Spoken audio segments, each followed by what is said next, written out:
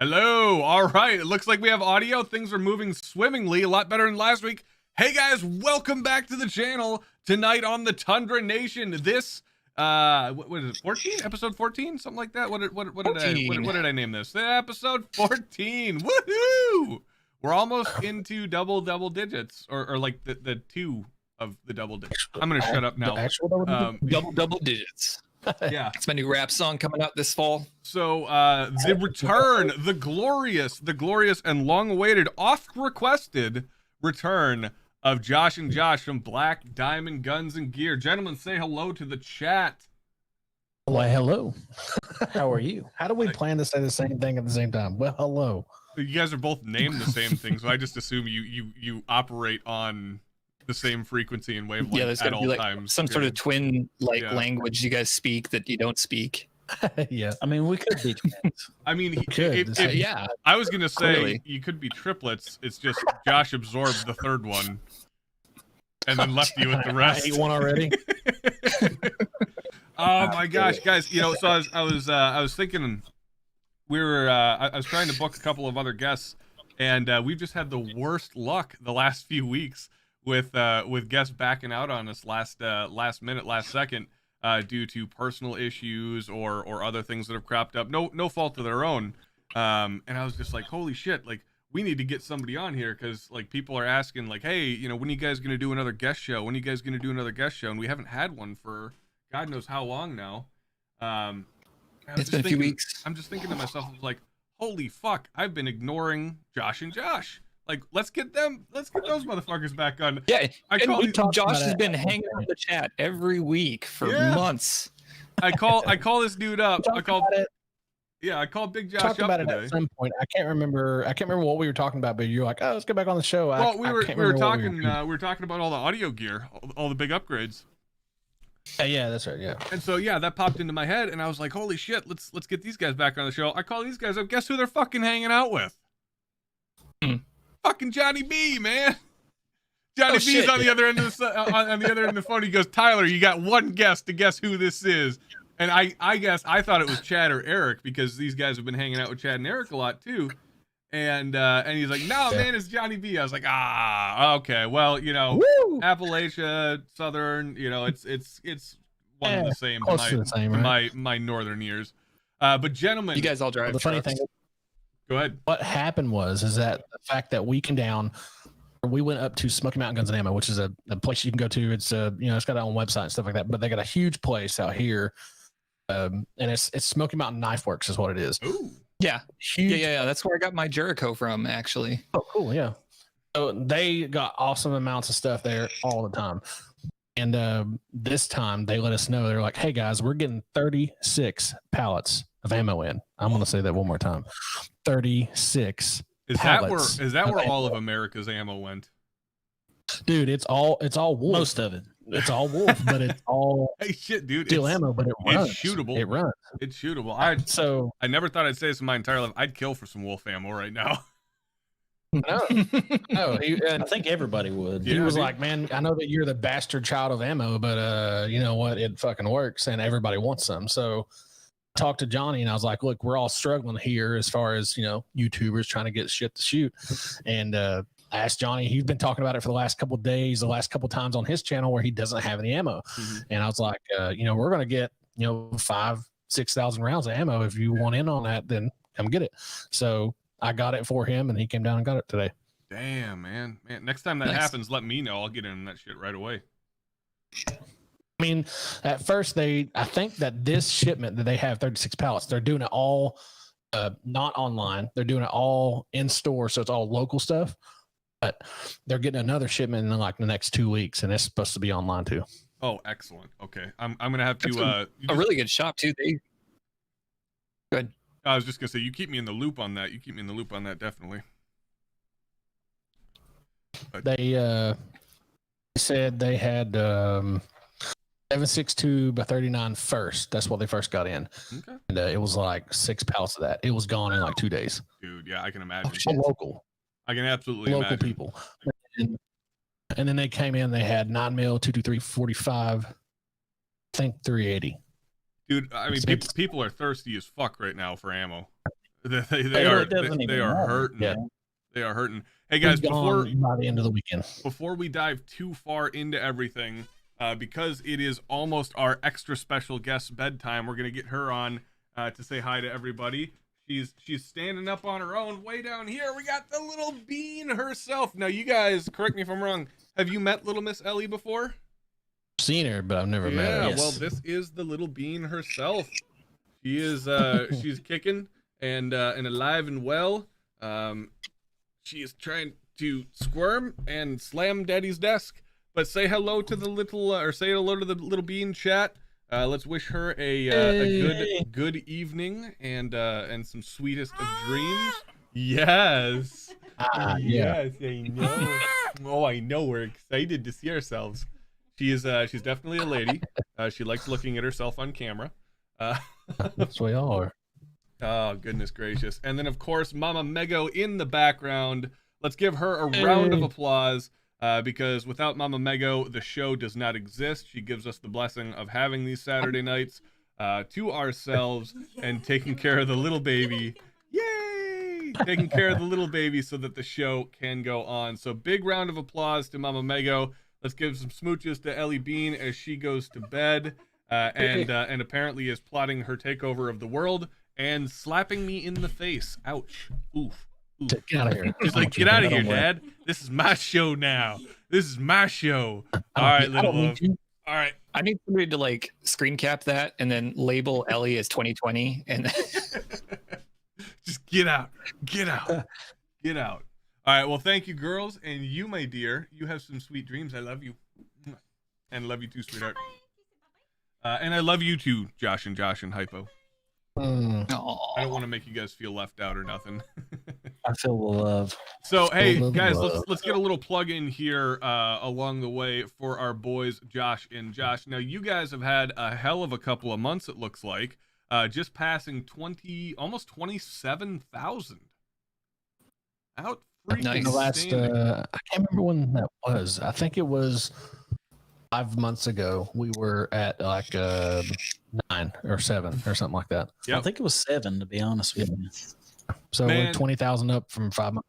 Dude, was it when we first met up IRL at the IV shoot? Was it 1,000 that you guys were breaking? That we did the streams We like weren't even that. I think we were right at 500, to be Okay. honest. It was like with you. no, it was like 700. But yeah, close to that. It was like 700. I remember doing like an impromptu little video, help Black Diamond Guns and Gear. No, it was before that. I think I recorded it in the back That of was my car or afterwards. something. Yeah. And dude, you guys have come a long way, just like we have. I know the feeling, and I wanted to say congratulations to you and to the chat. If you guys are not currently subscribed to Black Diamond Guns and Gear, all you got to do is type in Black Diamond Guns and Gear on YouTube. Look for these two beautiful gentlemen and click that subscribe button. Watch some of their videos, and I guarantee you will not be disappointed. You guys have a lot of the same qualities in terms of your videos with the lighthearted take on a lot of things as we do. A little bit more serious, I'd say. Don't take but- ourselves too seriously. Yeah, exactly. You don't take it too seriously. And boy, man, we got some stories to dive into. We got a lot of new people in this chat since the last time that we've had you on that haven't heard of some of the old shenanigans, the shenanigans that we were involved in down in Georgia back 3 years ago. Or I guess in South Carolina, yeah, that night. That fucking full barn. we were crossing state lines. We were crossing state lines. That was my birthday too. That night was my birthday too. You guys are the only gun tubers to ever buy me drinks on my birthday. Would like to do that again. Still to this day, and I would be happy to have you. Once funds allow, we'll set up a big media day or whatnot. We're already actually working on kind of the future plans for that in the future, I guess.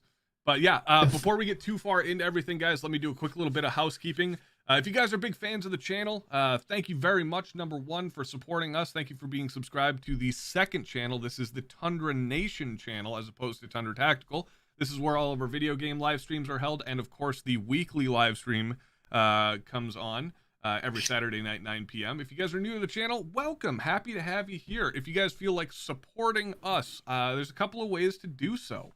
And the main way and the best and biggest preferred way to show your support is, God damn it, I forgot to do it again. Tony, you're going to have to pick up my Slack. Usually in the link in the description, there will be a link to our Discord server, which is what we're broadcasting from right now. And that is the best way to show the support for the Tundra Nation, is to hop in there and have a grand old time. It's essentially the Tundra Nation live stream, or formerly Tundra Talk, 24 hours a day, 7 days a week. We've got something like 1,200 members in there now, about 150, 200 really active guys. And it's a grand old time. If you guys want, you can, play video games with myself, Hypo, the rest of the mod crew. You can hang out and talk with the Tundra Nation fans, to myself occasionally when I've got time to be on there in text chat or voice chat, among many, many other things. If you feel like taking it a step farther and donating some of your hard-earned Copex to us, we have two preferred methods. Method number one will be via Patreon at patreon.com/Tundra Tactical. And that way you guys can support us with a monthly contribution, minor and small amount. Or the preferred method is using PayPal with the email address Tyler@TundraTactical.com. That's TYLER at TundraTactical.com. God damn it. I am the Colonel. I mean the devil. That God? No. Or excuse me, The other guy. Hell no. Nope. Fuck you, big boy. All right. So, guys, we are here with Black Diamond Guns and Gear. Well, not unfortunately, but we have an hour to spend with them, so we're going to skip over kind of the first half of the show and complete that when they have no moral obligation to us left, after I stop holding them hostage. And we'll move on to some stuff there. Real quick shout out to Dickie B dropping the $50 into the PayPal account. Thank you very much, Dickie B. You are a champion amongst men. I do believe that marks his 20th weekly donation of $50. Let me try. Wow. Does this make a noise? It absolutely does. Is that? Yep. What is it saying? It didn't say anything. It was music. It was like, Okay, what music was it? I don't know. Try this one. Yep. There you go. That's round of applause, some crowd cheering, and Pause. there you go, man. Look has at these guys. Look at these motherfuckers. The first time that I called these guys up, they're like, yo, how can I use my laptop to do a live thingy? And then I now, realized the equipment that we had then. dude, it was, we were janky as fuck back then too, though. So, hey guys, let's dive into a little bit of Tundra and Black Diamond history, shall we? Shall we kind of chronicleize? Yeah, there's quite a bit to unravel there. It is. Chronicleize, is that even a word? Should we go through the It is annals now. of the historical perspective of our effect on the GunTube community? Hard. Yeah. Here's the short and sweet. The too long did not read. The gun community was better before Tundra Tactical and Black Diamond Guns and Gear. I'm just kidding. So I'll drink that one. yeah, there you go. Well done, John. See this? Okay, you guys have gone from like, okay, cool guest to supreme, just because you have that podcaster pro or that roadcaster. I don't know what any of these I was just until you tell me what. We can't even hear it. Yeah, I literally have no head. I can't hear anything. So get a set of like wired, like 3.5 mil wired headphones and wear them. There should be an audio out on the back of that thing, and you guys can split it off between the two of you, and then you'll be able to hear it live. But yeah, Alternatively, get like a 600-watt amplifier attached to the back end of that, turn it all the way up, and then just And then really piss off the blow neighbors. everybody. Wait, no, don't blow everybody. Pretty pissed off our neighbors. Yeah, neighbors do not like us at all. Fuck them. So We have a range out in the front yard, so when we shoot out there, it's not fun. But well, I mean, it's fun for us. It's just Well, not yeah, fun not for for us. it's great for you guys, just not everyone else. But like I said, fuck them. because they don't have ammo. Yeah, tell them to get the Also sand don't have out SOTs. and move on. But so we met quite a few years ago now, just hanging out, you know, kind of in the same circle of friends and gun tubers. And I believe, gosh, I don't, you know, I'll be honest with you, I don't remember who actually made the introduction. My guess is going to be Mark made the introduction between the two of us. He either had you on the show or he contacted me and said, hey, these guys are pretty dope, and I know you got a live stream starting up. And within the first, I think within like the first 25 episodes. It was like number 30 or something. Yeah, it was so really, like, really. Yeah, like the first like 30 episodes, like you guys are like one of the OG guests of Well, maybe Tundra we were Talk. younger than that, because I remember we were on like 52. Okay. And we'd been on it a couple of times, so I think it was actually earlier than 20. Yeah, so like you guys are like one of like the serious OG guests, and we've been completely ignoring you up until this point, and for that I apologize. But man, we got a lot of history to go over with these guys. Yeah, we've had a lot of life going on. So Yeah, I hear you. Well, with the daughter and the channel for us over blowing there, up, like, who the fuck's making people over there in your place? So you're doing that, right? And then I got to wrangle this guy in the top right corner of the screen. You know, he takes a lot of management. Just kidding. Imagine that's an easy thing to do. Hey, you know what I forgot to do? Hey, Hypo. Party on, Garth. Hey, party on, Wayne. Hey, who got it tonight? I'm gonna say Tony. Tony, absolutely. This guy nails it. Josh and Josh, Hypo has an uncanny ability without looking at the chat to pick who got the first comment. He's running something like a 90 some odd percent each week. Like, it's just ridiculous. So, but in terms of the history of the collab, the epic collab that is the Tundra Nation and Black Diamond Guns and Gear, we had you on the show a couple of times, and then we meet up in real life, which is our first kind of real interaction down at IV back in 2018. And boy, was that a hell of a trip. How was that for you guys? 17. Yeah, it was 18. It was 18. It was a cool trip for us, man. That was our first trip of actually getting to get with everybody, really. Yeah. I mean, we had at that point we had been introduced to, you know, you guys, Johnny, John Patton, and all those guys like that in that group, and they were just super cool to us. And they were like, "Hey, we're gonna." I can't remember who got us. I think Johnny got us to come down to the IV-88 shoot, and he's been a help to us like the beginning. I mean, honestly, yeah. And Johnny, he's like, there's not one bad thing that can be said about that guy. Well, I mean, I'm sure there is that I don't know yet, but not that I know of. Such a cool dude, and he just got us down there, and then we got to literally just hook up with everybody else down there. We really didn't a whole lot of shooting and stuff down there. It was basically hanging out with everybody. Yeah, hanging out and partying, man. That was the best part. You know, that was the funnest part. Yeah, that was the best part for me. You know, we ended up, for those who don't know, back in 2018, myself and my camera guy Bryce, the dude who lives downstairs, we drove from Minnesota all the way to Livonia, Georgia. 17 and a half hours, pretty much straight through. We had one stop in Nashville, and because we wanted to get some barbecue in Nashville, but we pretty much just traded off and drove 17 and a half straight hours all the way through. And one of the first people that we run into when we get down there is these guys. We didn't run into you right away, but we called you. Like we called, I think it was Coda Boy first, and he was assed out. He was already 3 sheets to the wind, and he's just like, dude, I'm old as fuck, I'm going to bed. And we're like, all right, we got to find somebody to hang out with tonight. And I was like, oh, Black Diamond's here. Call up Josh and Josh, and I say, hey dude, where are we drinking tonight? It's my fucking birthday. And I cannot remember the bar that everybody suggested. Dude, yes, like that's what I'm thinking. No. There was one that, yeah, I'm picking up what you're putting down, little Josh.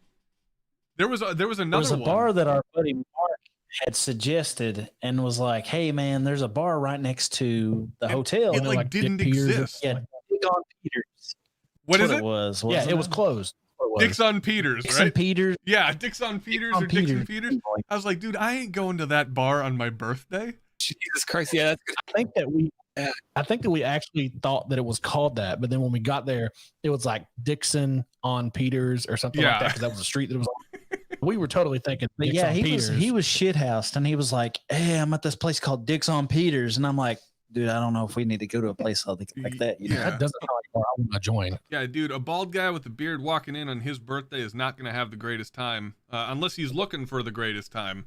So I was a little opposed to that. So we ended up hiking up across the border into South Carolina, out into the sticks, like in the middle of nowhere. Now, me and Bryce and I, we're Northern boys, right? You know, we're Yankees to you guys. We don't fit in down there. Not back in the sticks, at least. I Exactly. don't even know if we did it. And so we get to this bar. We find this place.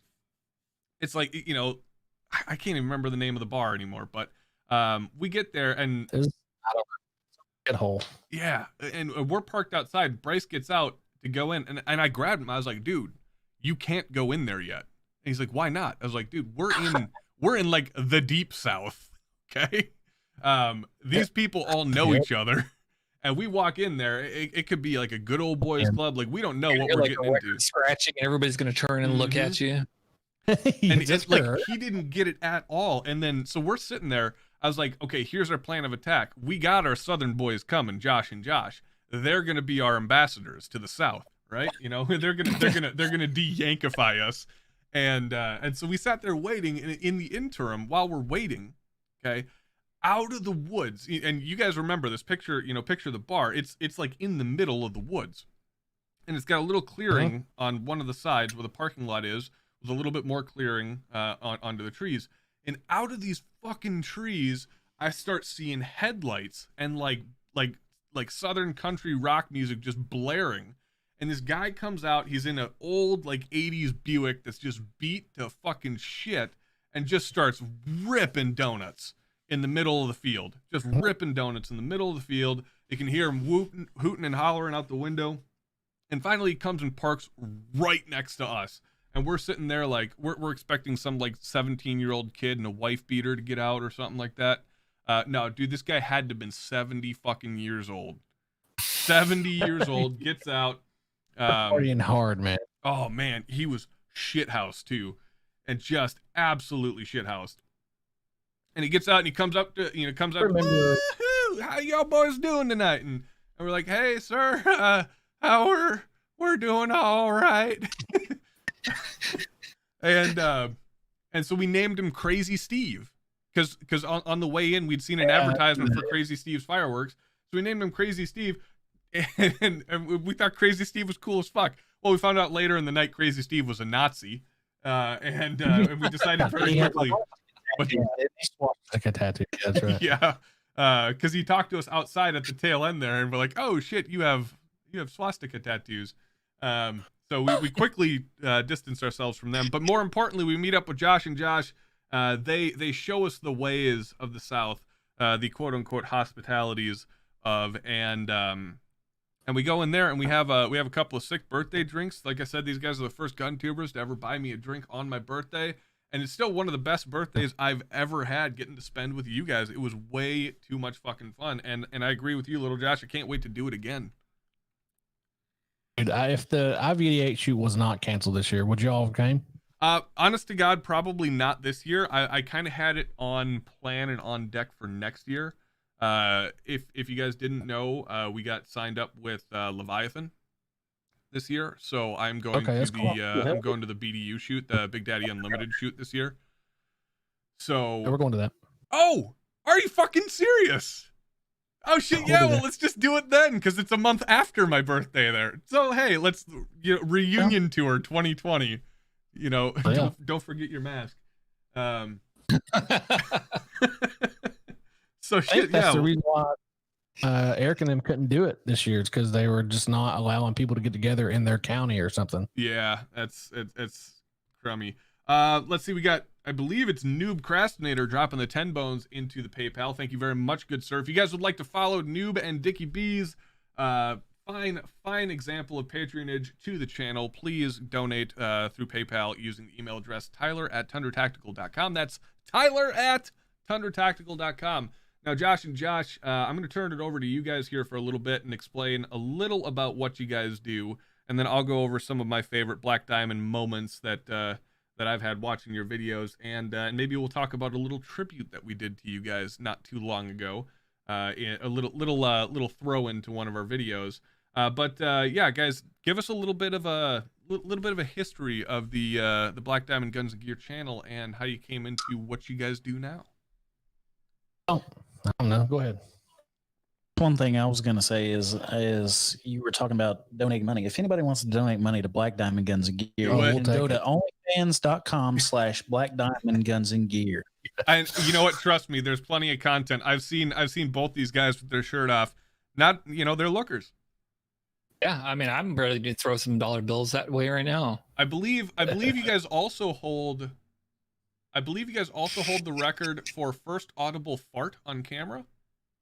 Yeah, I was just going to say that because Mark Spivey just mentioned that their new mics sound good, and I was just thinking, imagine ripping just a loud, wet, audible. And last time, one. and last time they were both topless. Oh God, yeah.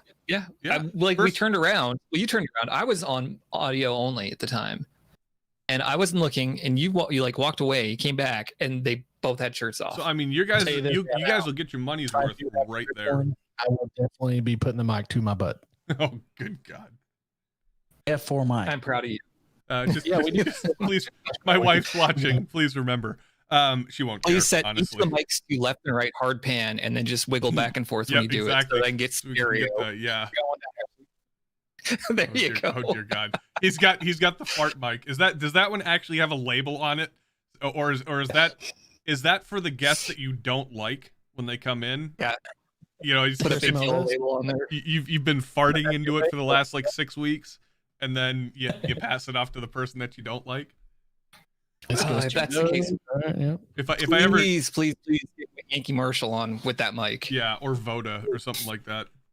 But yeah, guys, go ahead, take the show away. Tell us a little bit about Black Diamond Guns and Gear.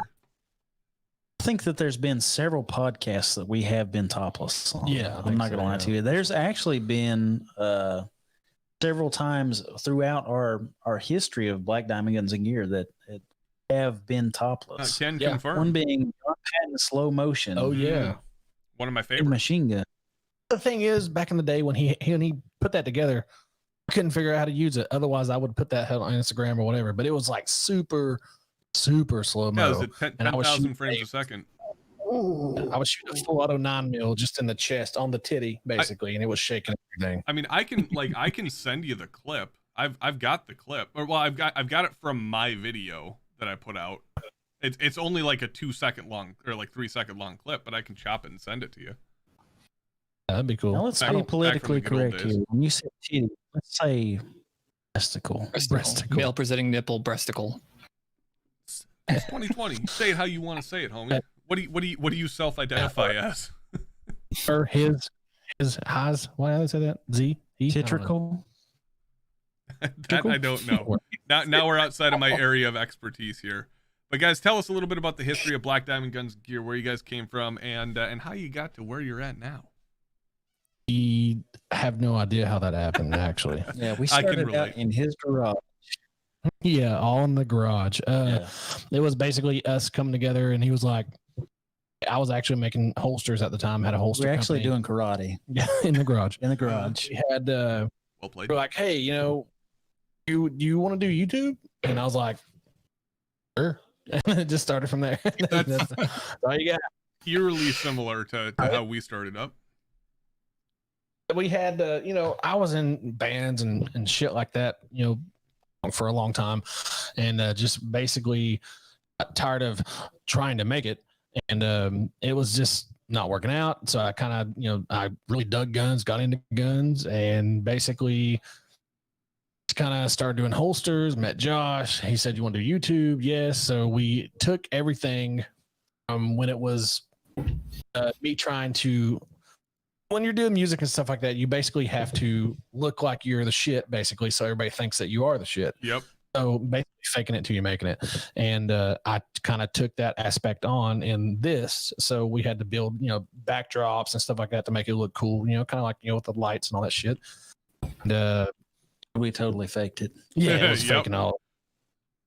and for some reason it caught people's eye, and like you, and then just being ourselves on camera. Basically, we're trying not to be somebody else. We're trying to be ourselves, and we don't take ourselves too seriously, and we just try to make funny content for the most part. And I don't think it's necessarily meant to be funny. It's just how we react toward each other. Well, and that's the good, like that's the fun dynamic that you guys have.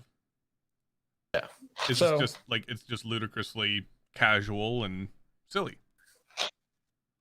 That's just the way it kind of went, and I caught the eye of you, caught the eye of Patton, caught the eye of Johnny, and everybody else, and they just kind of forced us into basically being who we are today, which is basically giving us an audience to say stupid shit to. There you go. I'm doing my best right now. I really, you gotta help me out. I really desperately want to show the video where you're fighting the fucking mannequin. You do the Jaeger it bit. I've got to see it, and I've got to show it to the chat. It's way down there. I can't find it while hosting the stream. Do you guys think you can find that for me? On YouTube, yeah, probably. See if you can pull it up and just and the name of it, because it was something about it was like dry fire practice. Yes, yeah. Dry fire practice. Okay, yeah. Let me look. Let me do it. Yeah, see if you can find it. Oh no, I got it right here. All right, so to give like you guys first one was actually really fucking stupid. Dude, it is seriously, it's, in my opinion, it's one of the best videos on YouTube. I think it is just the silliest and just, I think it's the greatest example of who you guys are. This is what happened. So basically, I watched John Lovell's video of him shooting his fucking airsoft gun at a dummy in his garage and stuff. But I love John Lovell, don't get me wrong, but he's not a serious guy either. I mean, he does, funny shit. Oh, definitely. But he was shooting stuff, and he was actually giving out good information. And so I was like, man, I could probably do that. So I went in the garage which was our studio time. And I was like, I could totally pull that off. And then I went in there, started doing it, and realized I look like a fucking retard. That's probably not going to work. So then that's the best part.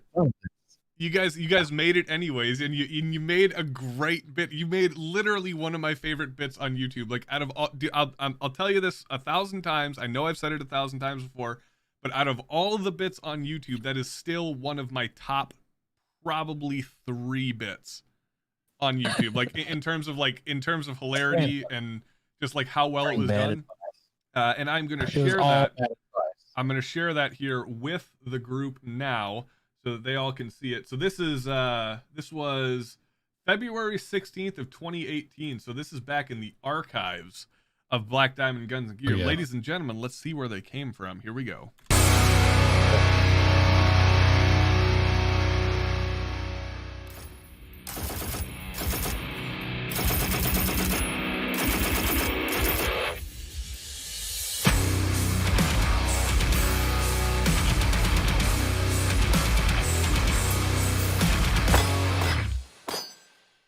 Hey guys, thanks for checking out Black Diamond Guns and Gear. Today I'm out here to want to show you how to properly dry fire with a Bob torso trainer, and just a piece of shit paper. Am I supposed to be seeing something?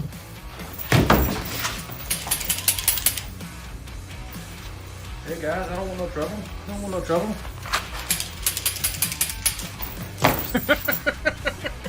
Going to the party. Oh, hey, whoa, guys. Don't be pushing up on me like that.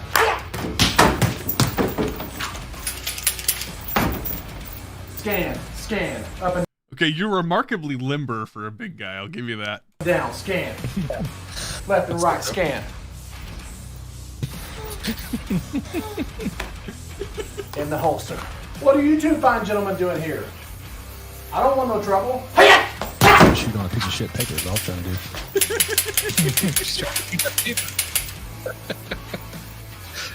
Something's different. Something needs to be done. We can properly shoot this guy because he has on a shirt. Guys, I don't want no trouble.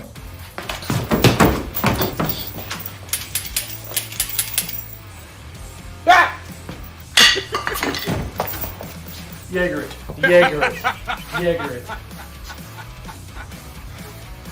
Oh man. Oh yeah, I see it now. These two guys are coming after me. Instructor Zero!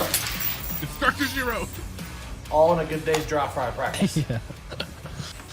Okay, guys, seriously, I'm telling you, that is what made me, that video is what made me fall in love with you guys right away. I was like, okay, these, you know, one of us is what I was chanting in my head the whole time.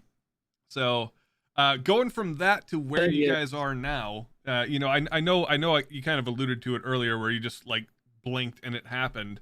But was there like a defining moment or like a video, like a big video? Was it the fat guy holster video? Was it, you know, like what propelled you guys up to this point? To this point, probably. I mean, the fat guy holster video is basically holding on to like the biggest numbers that we have right now. Yeah. And I mean, it's up in the 560. Yeah, 530, you guys, 540. believe it or not, you guys have with that video, you guys have us beat. We have not breached the 500,000 view mark yet on any of our videos.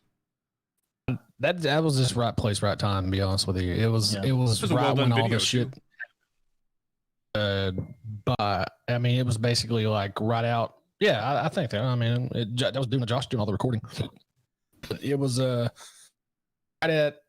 I was making one for myself, and I couldn't really hold on to making them because we at that point I did a video like a couple months back and it was just me in my garage. Josh was at work or something. Told everybody how this is what I was carrying because it's the most comfortable for me. I'm a big dude. If you're a big dude, it carries great. So I said that, and at the end of the video, I wasn't thinking, and I was just like, "Yes, if you want some, I'll make them for you." And so I was like, "So email me or whatever." And then at the end of that, by the time it hit like 70,000 views, I was getting emails constantly, like every day, like, "Hey, I'm a big dude." Keep up. Yeah, and I was like, "Dude, I cannot keep up with this shit." So I got a hold of JX Tactical, and they started making them for us. That's awesome. And they basically agreed to it. We agreed to terms, and it just kind of happened from there. But it was all happened coincidence. It just kind of fell into place. Well, that's kind of the same way it was for us. You know, it's funny that, you know, as a we'll call ourselves still kind of on the young end of gun tubers. You know, both of us, you know, kind of started this around the same time, and we've been doing it for about the same length at the same, like 50 or something now, right? 50,000. Yeah. Well, hopefully, you know, by the end of maybe next month we'll be at 60. Crossing our fingers. So you're there. past 50 already, right? Say it again. Past 50 already? Yeah, we're at 57, almost 50. Yeah, almost 50. That's awesome. Hell yeah! Congratulations. Our goal is to be at six figures by SHOT Show. Is to have 100,000 by SHOT Show. 47. So I knew that you were close to it. I didn't know you were up there. That's pretty cool. Yeah, it's funny, you know, if you don't know how like the gun tuber community works, is like we are all like super good friends, right? But we never talk to each other. Like a lot of us, especially like us Midwestern guys. Yeah, like I know like you East Coast and Southern guys, you guys are like all about like staying in touch and everything like that because it's super easy for you because that's where the entire industry is in the South and on the East Coast. But when you're in the Midwest or on the West Coast, a lot of the times you just like your best way of keeping in contact with your buddies from the gun tube industry is these live streams, and then, you know, once or twice a year at big community events. So that's kind of the way it goes. And I'd done the same thing with you guys. Like, you know, I'm still thinking of Black Diamond Guns and Gear is that, you know, like 2,000-3,000 subscriber channel. And I look at your channel, you know, a couple weeks back, and I was like, holy fuck, like 27,000. Where'd these guys come from? I gotta step my game up. They're gonna pass me soon. Oh, I don't know, but we're pretty holding on 26 right now. We've been on that for about a month, I'd say. It you know, from my experience, it ebbs and flows. Yeah, I mean, the way we quit looking at the numbers, like I don't think that we can. I don't think that it's healthy. It's really not, because you're going to be like, it's just like those people that put up something on Instagram. They just constantly check it. How many people I got like it? Sure. Just throw something up there. If it's cool, people are going to like it. If they don't, tell them to fuck off. I mean, that's just the way you. I'm the literal 100% opposite of that, because I've taken this on full time now. So I quit my day job and took Tundra on full time. You know, I'm happy to say that I'm making more money off of Tundra than I was making at my day job. So that was kind of my determining factor. And because of that, I'm like glued to my analytics screen half the time. Like, come on, video, please do well. I need to feed my kid. You get to, over 100 or something like that. I mean, you may still be the same way, but for the most part, I think you got to know that once you hit a certain point, it's just going to grow from there. It's not really going to, it's going to snowball. Well, and to be perfectly honest, I'm not really like that. The channel is self-sustaining on its own, and we have some unbelievably generous fans, as we've seen already in with the donations. Actually, we might have another one to call up here in just a second. Nope. Hopefully, YouTube does not kick us all off in the next little bit when they start to become a platform themselves or a publisher or whatever they do. Yeah, well, they'll do whatever they do, and we'll find a way to survive them. All right. Are you on Parler? No, I'm not. Nope. It's so there's a lot of gun people on it right now. It's the Parler app. I'm on it. I know Hank Strange is on it. I know IV88's on it. I know there's a bunch of people that are on it, but I don't ever do anything with it right now just because I have to, and it's just something else for me to keep up with. Yeah, we've covered this topic a couple of times about posting to alternative platforms, and I think that just as a community, our main focus should be kind of fighting the powers that be at YouTube by continuing the good fight on the platform of choice, and the most number one, the most monetizable platform for the people who choose to make it kind of their life's work, and number two, for people maybe who don't take that route but still want to just like I said, fight that fight. So yeah, that's kind of the history, I guess, right there of Black Diamond Guns and Gear. I wanted to show you one other little bit. I know you guys have seen this. Maybe certain people in the chat have not seen this, but based off of that last video, in our What It's Like to Work at a Gun Store Part 2, we decided to give you guys a little bit of a nod in relation to that last video. So stand by here real quick as I pull this up and try to find the bit. So we came up with this idea. Oh God. I'll be honest. It's just like everything else. Like we're blessed to have a very large creative community here with our Discord, and it might have been myself, it might have been Eric, my writer, or it might have been like Ranger or Carnage or something like that came up with this idea. But we decided, hey, why don't we make a video, like an uncensored gun store employee video? Like I've been working at gun stores my entire adult professional life, civilian life, and I decided, okay, let's make a video, or we decided, let's make a video where I can essentially just get to say everything that I've always wanted to say to a customer in a given situation or scenario, and we'll just kind of label it that way. So with this one, it was, I believe, this was the mall ninja or like over prepared guy. The guy that comes into the gun shop kitted out or like in full like cry gear or some shit. And we thought that this was a perfect opportunity to throw a little nod to the Black Diamond boys. So here you go.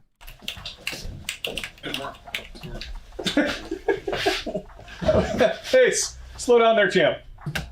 We in Afghanistan or something? What are we doing? Have you seen Minneapolis? Yeah, fair point, actually. What can I do for you? Looking for some carry ammo. Okay, I think I can help you out. What are we looking for ammo? 45. Okay. Because I got an operator. Or it's the guy who carries way too many guns bit. 223 for this good old thing. Okay. And I need some musket, like 50 caliber balls. What? Some musket balls, For a carry gun? Yeah. What are you shooting, black powder? Damn right. It's my backup to my backup to my backup to my backup. All right, so I'm looking for like ammo for like a Ruger Mark III. I'm looking for stuff for like a Derringer. Looking for, that Nagant revolver. That'd be awesome. I've got like the Smith & Wesson 500 somewhere. There's more. I've got, an XD somewhere. I think I've got a G2C as well that I'll carry eventually. I got a couple Berettas. I've got a high point or two. Dude, why the hell are you carrying so many guns? Shit's about to kick off again, man. It's gonna happen. Hey, did we get that STN yet? Fuck, contact front! Jaegering! Jaegering! And that was our little nod to you guys. As a professional and creative little way of saying thank you for bringing us the Jaeger-it or Jaegering bit. That was our little nod to you guys.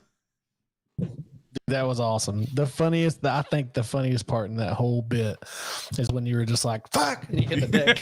Yeah, dude, okay. So I actually smacked my knee on a case of 9mm going down, and my knee, like 2 days later, was fucking ballooned up. I never told anybody about it, but it hurt like a son of a bitch. And so they do have 9mm. That's what I'm hearing. They did at the time. And we were actually considering, we were actually considering going with that bit again. The original kind of like repeating funny bit from the What It's Like to Work at a Gun Store video was some guy was calling in constantly to ask if they had 9mm. And eventually the guy who poked his head around the corner and said, "You guys, do we have that SOT in yet?" He's the owner of that gun shop. He ends up killing himself in the first video because so many people were calling and asking about 9mm and 5.56. So, but yeah, that was really good too. Yeah, that was our little nod to you guys. I figured I've been waiting. I love it. I've been waiting for an opportunity. Yeah, I've been waiting for an opportunity to throw that little nod to you guys because that video of you in that fucking garage, it helped kind of define what Tundra was all about. Just the silliness and the shit show that it is, and so we just had to give credit where credit was due, and that was our little thank you very much. Little thank you and nod to you guys. Well, shit. Okay, we're 47 minutes into it, and I've run out of stuff to talk about. Hypo, you got anything for these fine gentlemen? God, I got so much, but I'm thinking about like history and stuff. Get off there at exactly right an hour. I mean, it's just around to it. We're good. Oh, I've got you guys on a timer. It's counting down. I'm kidding. Hey, get the fuck out now. I'm thinking about like when I first joined Tundra and been watching the streams on my television downstairs, and you guys were on, I think it was maybe the second show you'd been on, and you were talking about you were doing ATN, Ask Tundra Nation, and I asked a question about slides for Polymer 80, and you guys answered that, and I was just like, oh my god, they acknowledged I exist. I'm so lucky. And fast forward to now where we're kind of doing the stream together. It's super surreal, and it's kind of cool feeling to know that like we're all just kind of dudes. Yep. Like at the time, I knew that, but I didn't really know that. And I think a lot of people. I think so. I think a lot of people don't recognize the fact that it's just guys with cameras that are willing to get up here and be idiots. Well, I mean, from a different perspective.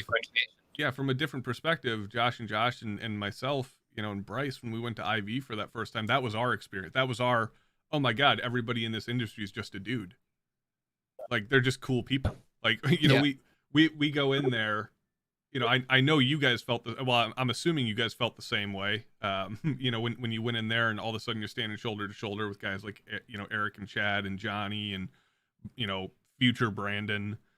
Cause I think he was at like 40,000 subscribers at the time. God, how that's changed. But sixes, isn't he? Yeah, he's in the sixes and the 700,000s now. He's going to be breaking 1 million with by SHOT Show is my guess. Easily, yeah. He sold his soul. He had to have, dude. He had to have. He sold his soul to Kalash himself. I've got my theories about Delance. Actually, he may be the devil. I got him to text me the other day.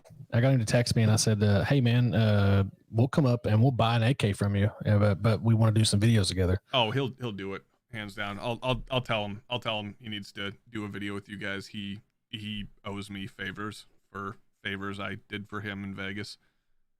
Don't worry about it. What happens in Vegas stays on Instagram, right, boys?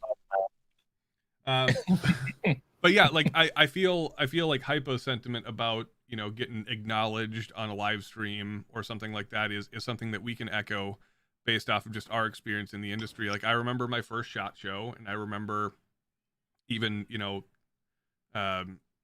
just like any gun tube event that I've been to, and please feel free to chime in on this, where you get to kind of rub shoulders with the people you either grew up idolizing or looking up to, or the people that inspired you to start creating content or certain types of content. And then all of a sudden you're meeting these guys. I've told the Pole in our tactical story a couple of times. We've talked about how good of a dude Johnny B is. And he was definitely just like, one of the crowning achievements of the channel was having him on the show, for me, because John, like back in the days of Gun Drama Johnny, it was just like, this is exactly what I want to do. When we were doing that stuff right there, and he actually mentioned us in the video, it was that same video, the dry fire video. He mentioned us in one of the Gun Drama things, and I was just like, oh, Dude, isn't it the I can't believe we craziest? just got Well, the what thing was is like, try not to fangirl out on anybody, and Correct. But it happens. But when we got to Mhm. the NRA show in Dallas, that was our first time being there as the YouTube channel, Black Diamond or whatever. And so we went there, and then when we first walked in, like, we knew Johnny, we didn't know Patton, but when we went in, Johnny met us at the place where they were doing the panel, and I was like, oh, this is cool, we get to see the panel and all that stuff. And when we got there, fuck, the Lances in the chat. I was like, hey, Black Diamond's here, and he gave us a high five, and I was just like, what the fuck, that guy knows my name? Holy Exactly, shit. yeah, dude. What was the first time that like either as of recent or at an event or something like that, like outside of Johnny, where you guys maybe got like recognized by a fan? How did that feel? That was pretty cool. I mean, I like it better our hometown, to be honest with you. Yeah. But Like, it actually happened the other day. Like, some guy like passed us at a gas station. We were getting a drink, and he were like, "Hey guys, I Yeah. really like your stuff." And I was like, "What the hell is that?" Yeah, we right. forget- Like at yeah. first you're just like, all right, man, okay. me at the cell phone store the other day, I was just like, I went there to get an iPad or something like that, and the guy was like, "Oh, hey, you," and I was just like, "Oh yeah, I forgot I run a YouTube channel." Yeah, yeah. I was Guys are walking fucking local back to celebs. the hotel, and my first real recognition story happened. I was walking back to the hotel the day we had to get the camera mount, and somebody stopped me and Oh, they go, Jesus. "Tundra Tactical, Tyler, you look shorter in person." Yep. I don't know how I come off as this big guy on camera. I don't know how they thought I was you. I got recognized Yeah. for you. Oh, I see. Oh, dude, I don't remember you telling me that story. I might have been too drunk. I was in a rush because Fair we were enough. trying to save the day. Yeah, I get that said to me all the time. I mean, I'm not tall, I'm not short, but You're not bearded, you're bearded, you're bald, you're both. Yeah, we all work the exactly. same. Oh, there's another great story in Vegas from last year about that. Hey, Pookie Doodle, the Tundra PayPal is using the email address tyler@tundratactical.com. That's Tyler at He's gonna hack. He was probably- tundratactical.com. Yes, and probably please feel free to Chinese. hack away. He's hold on. Hello, I need to speak to somebody who can speak a Chinese. Job. Fuck you, big boy. This is why we can't do these things. Yes, that's exactly why we have nice things, is so we can do that. But anyways, shit, I had a good question lined up for you guys that I cannot think about now. I totally lost my train of thought. Talked about getting recognized in public and things like that. I remember the first time that happened for me. I was like in like the front of my face was just like, oh yeah, okay, hey dude, what's up? And inside I'm like, oh my gosh, because I'm super vain and like I absolutely love it when people recognize me in public. It's fantastic for me, and It is you a know, cool feeling. It has to Yeah. do with the same thing I was talking about, like playing music. If you're playing music and somebody walks up to you, and you're like, "Man, I love your band." That's a cool thing to undergo. I mean, for somebody to actually say something like that. Yeah. it's your so- creation, it's your content, it's your art. Yeah. And the reaction should be the same, which is, yeah, Thanks, man. Appreciate And then you're just fucking exploding. You're like, when we were playing and stuff like that, we opened for Filter and a couple other bands and stuff like Wait, that. what? Yeah, we opened for Filter and a couple other bigger bands. No shit. And yeah, so it was like when you're doing stuff like that, you try not to finger out on the guys, even though you've been listening Yep. to Filter your whole life. And Yeah. it's cool and everything, but like when we got down to the, like I said, the IV88 shoot, got to see Eric and all those guys. These guys have 1 million fucking subscribers. Mhm. Here, Here's a year us. later, we're with them. Yeah, exactly. Like Mm-hmm. here's I us, felt the down same to way that in shoot. shot. We when we went to the media room shot this year, and we just kind of sat down and just started doing work and getting things done. And there's Chad and Eric sitting right across from Tell us. him You the- got those guys. You got a ton of other fucking people. Tell them the little what Tufu Talon said? Sai. No, tell them the Talon Sai story. Oh, the Talon side. Yeah. So we met up with Cal from Optics Planet, and Cal was like, "Oh no, I can introduce you." So he brings Talon Sai over, and a quick introduction. Hey, what's up? These guys here. He's like, "Oh yeah, hey, I know you. Good work." Whatever. Walks away. We did our rounds around Circle Bar. And as we're walking out at the end of the night, we walk by Talon, and Talon like sticks his elbow out and like elbow bumps me, and I'm just like, "Oh, I'm so fucking cool." Never gonna that elbow ever again. Yep, No, I'll never watch it again. Talon, cool dude, man. He's one of the guys I wanted to meet because I was just like, man, I love his videos. He's just a really cool guy. Solid dude. And, yeah, and so when I met him at the not AV shoot, the NRA Gun panel. gun panel last year at Indianapolis. He was really cool. I didn't fangirl out on him, but I was inside. I really was. Yeah, exactly. Not to mention the fact his beard is so fucking perfectly groomed. It drives me crazy, dude. Yeah, it's perfect. I had a guy the other day say, "Man, you kind of look like Talon Sai." I was just like, "What the fuck?" Damn straight, I do. Yeah, like I look like I ate Talon Sai like 3 times. Like when people see my beard, they're like, "You look like Bin Laden." See, that's the best part about the dynamic between Big Josh and Little Josh is Little Josh, he doesn't talk all that much, but when he does, it's gold. It's just gold. He's the ultimate color commentator. Actually, this next question I have is closed circuit to Little Josh over here.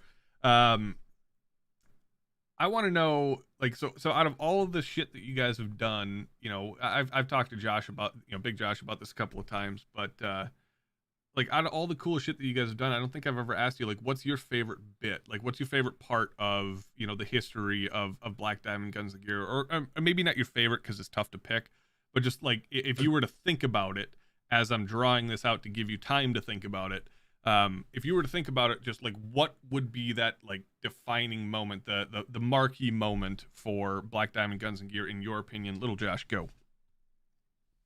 I don't know. That's kind of tough, to be honest with you. I thought I knew which one you were going to say, actually. What do you mean? Did a video when we very first started that never released on our channel. Oh, dude, yeah, that thing was awesome. Yeah, to be honest with you, we obviously didn't know what we were doing, but it came out really funny.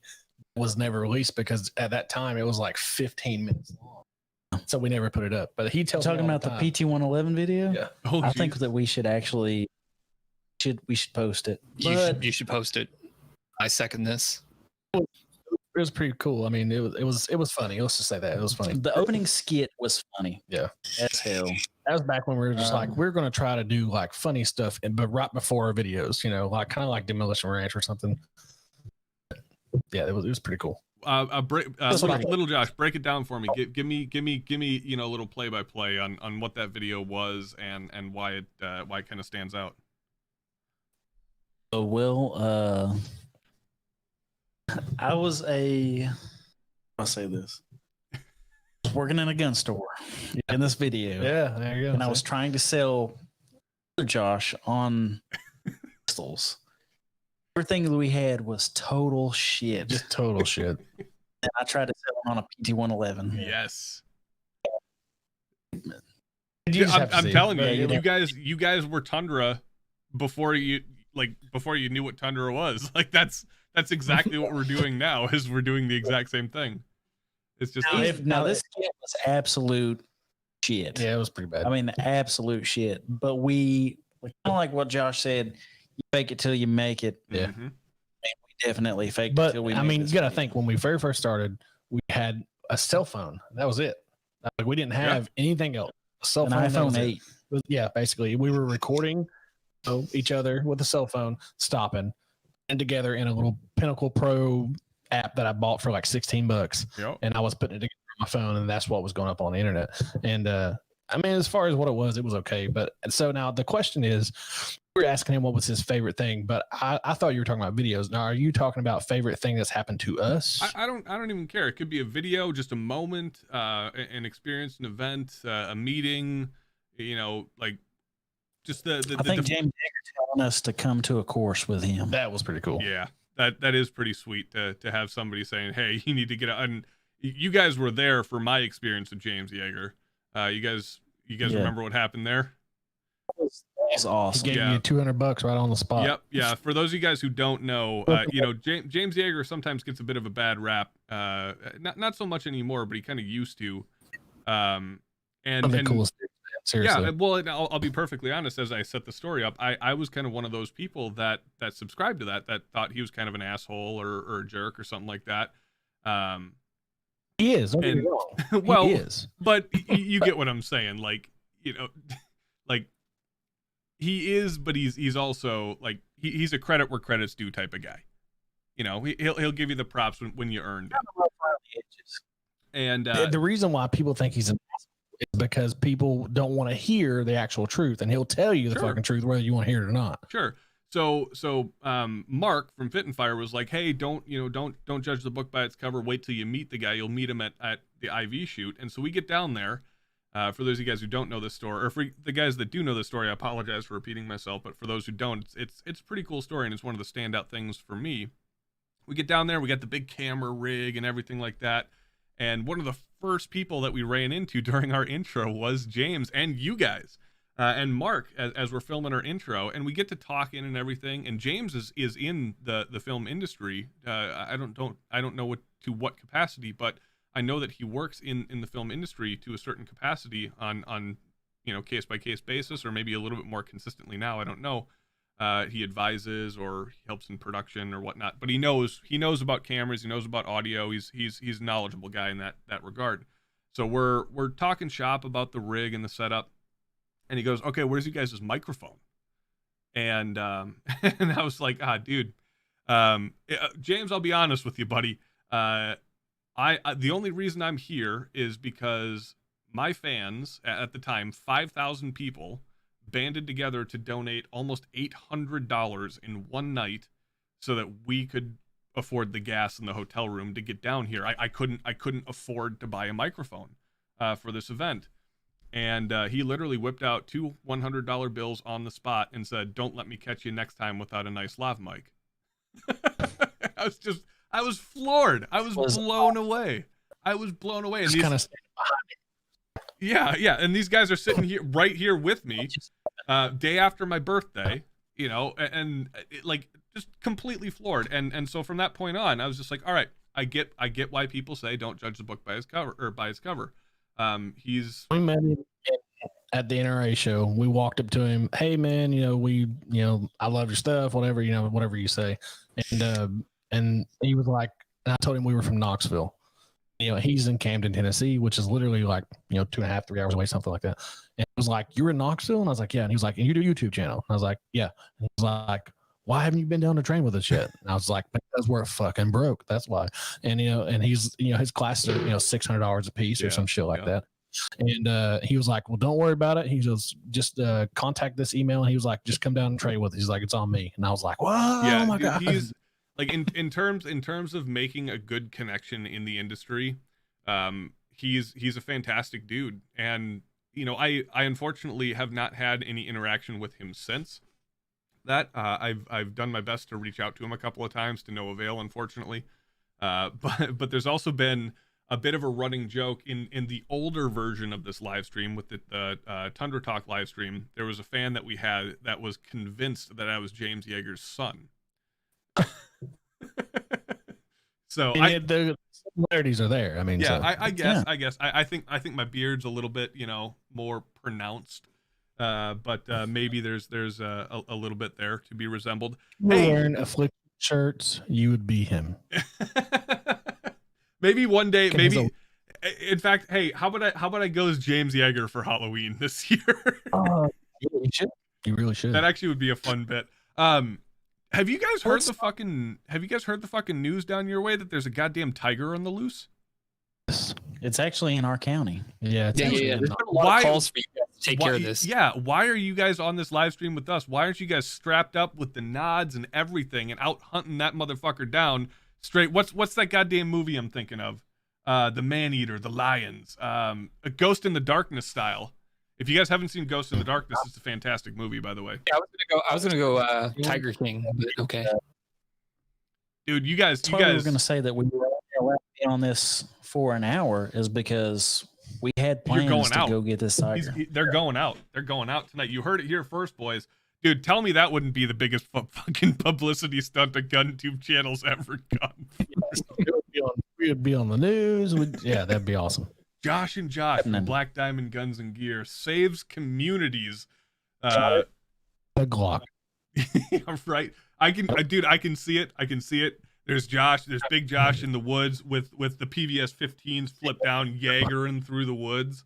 You know, goes up and karate chops the tiger. Little Josh comes up, just curb stomps the thing, and then just execution with a 19. Just end of story. End of story. It would be a 19. Knowing you guys, yeah, it would have to be, wouldn't it? Yes. Fucking this thing. So you guys, one of the things that you guys do a lot differently from us, as I breach past the 1 hour mark, just tell me when enough is enough. But one of the things that you guys do a little differently from us, and that we get criticized a lot for, is we're kind of known as the gun channel that doesn't actually shoot guns. You guys do shoot guns quite often, and regardless of like the ammo shortage and the difficulties involved there, what's kind of been the best that you've shot this year in terms of firearms, or just in terms of like the industry in general? What's been that big standout thing to you guys this year? Your MP5. Yeah, our PTR MP5K. Ooh, good choice. And with a background story that probably shouldn't share on Tundra Tactical. We were off camera. Yeah, I can do that. But what happened with our MP5K? But actually signed responsible parties on an SOT. Yeah. But a registered sear pack. Oof. Recently, and we have a MP5K submachine. And it's real fun, but except for the fact that you can't find brass anywhere right now. Oh, Yeah. Sure. It's nothing but brass. Yeah. So, hey, let me ask you a quick question on that. So we recently we're not signed on as like a responsible party or anything, but we have access to a Zenith that was converted, Z5P, to full auto. In your guys' experience with that MP5, are you guys running just like straight HK mags, or are you running knockoffs or Koreans, or like a whole like a? Actually running. What is the name of that? We're having a hell of a time with some of the knockoff stuff, getting them to feed reliably. Are you guys running into that issue or no? Oh, to be honest with you, no. I actually bought 4 MP5 mags the other day from a company, a C silencer, and he was like, "Man, you can run H&K mags, or you can run." What's the name of the mags? Either way, we haven't had a problem. Yeah, we haven't had a problem. I mean, that's at all. good to hear. That's good to hear. So maybe it's on the gun side or something like that. I don't know, but we were having problems with running the Wolf ammo, and the PTR does not want to run steel case ammo. you think that has something to do with like the all. roller delay action, or just being a sub gun in general, not liking steel ammo? I think it's just not. I think that it's actually the chamber does not want to feed kind of steel ammo. Now, I ran everything from Federal to Winchester. Anything that we can shoot that is brass case stuff. Yeah. But steel, it does not want to chamber. It does not like that at all. Just grab a big tub of KY and lube every round. Oh yeah, get it all up in there, all nice and deep like. Yeah, we would probably have to do that. Well, guys, I mean, I think shooting them. Go ahead. The IV-88 shoot. We were shooting the Mutant at the IV-88 shoot. That was really cool, dude. Yeah, that's still one of my favorites. Like, I remember rocking a full 30 round mag, one trigger pull on that thing, and just thinking, was that it? Like, just exactly. It's like one of the easiest guns I've ever shot in my entire life. If you guys aren't familiar with the CMMG Mutant, check it out. It's pretty darn good. Would that be nuts? Would that be your choice, Josh? Or would you have something else, Big Josh? Would you have something else across the board? I mean, to be honest with you, me and Josh are two separate kind of gun people. Mm-hmm. Josh likes to have one of everything kind of thing. He's that kind of guy. What are you trying to say? I'm not saying it's a bad thing, but he likes to have one of everything. I am the kind of person that Yeah, if You kind of like if the I can afford specialty it, guy. no, I like to buy things I know I might use. Okay. So, a Glock, an AR, whatever. So, if I can find something on a budget, I'll buy that. I mean, it's just I'm not a really big anything. When he says kind of budget, guy. he means Taurus. Hashtag G3, right? Hell yeah, You live in that sky life, dude. Skies are terrible. Ooh. Yeah. Shot The show only this way to year. describe a sky trigger is like a dumpster turned upside down, run through kitty litter. Wow. Hashtag kitty ligger. Ligger. God damn it. Thing is, Sky was actually supposed to come to our town and do and have a shop here, not a shop, but like a manufacturing place. They're supposed to come to Maryville, Tennessee, and Taurus. Ooh, the proof. Oh, is it LCP up in that box? LCP EC9. Oof. Actually, This is Josh's collection right here. quality Brazilian-made firearms there. Not lying about the budget thing. Hey, on that subject of Taurus, did I ever give you guys my and I'll give myself a little, pat on the shoulders here for this, because I think this is a genius take. Okay, so you guys are familiar with Taurus and maybe a firearm that they produce called the Taurus Curve, right? Okay, so most people think that the Taurus Curve is one of the most ridiculous guns in the industry. Would you guys subscribe to that belief that it's just one of the most ridiculous guns in the entire industry? I think that it is innovative for them to come up with something different, but I don't think that it's a great firearm. Sure. Almost bought one. It almost bought one. So the Taurus Curve, for those of you guys who don't know, has kind of a bit of a reputation of being arguably one of the worst guns in the industry. Not only is it cheap, but it's just like it's a curved gun, but it's only curved in one way. So if you're a lefty, you can't shoot it. But I sat down. This is back when I was working at Cabela's, Bass Pro for you guys. And I sat down and I was thinking about it one day after looking at it, and I thought I had this revelation, and I realized that it's actually one of the most genius firearms in the industry. Would you like to know why? Well, right. Absolutely. Here's the bit. Okay, so Taurus, I kind of alluded to this earlier. Okay, Taurus is a firearms company, and the firearms are made in what country? Do you guys know? Okay. I believe they're made in Brazil, correct? Brazil. Yeah, right. Were made in Brazil. What are the ladies in Brazil known for?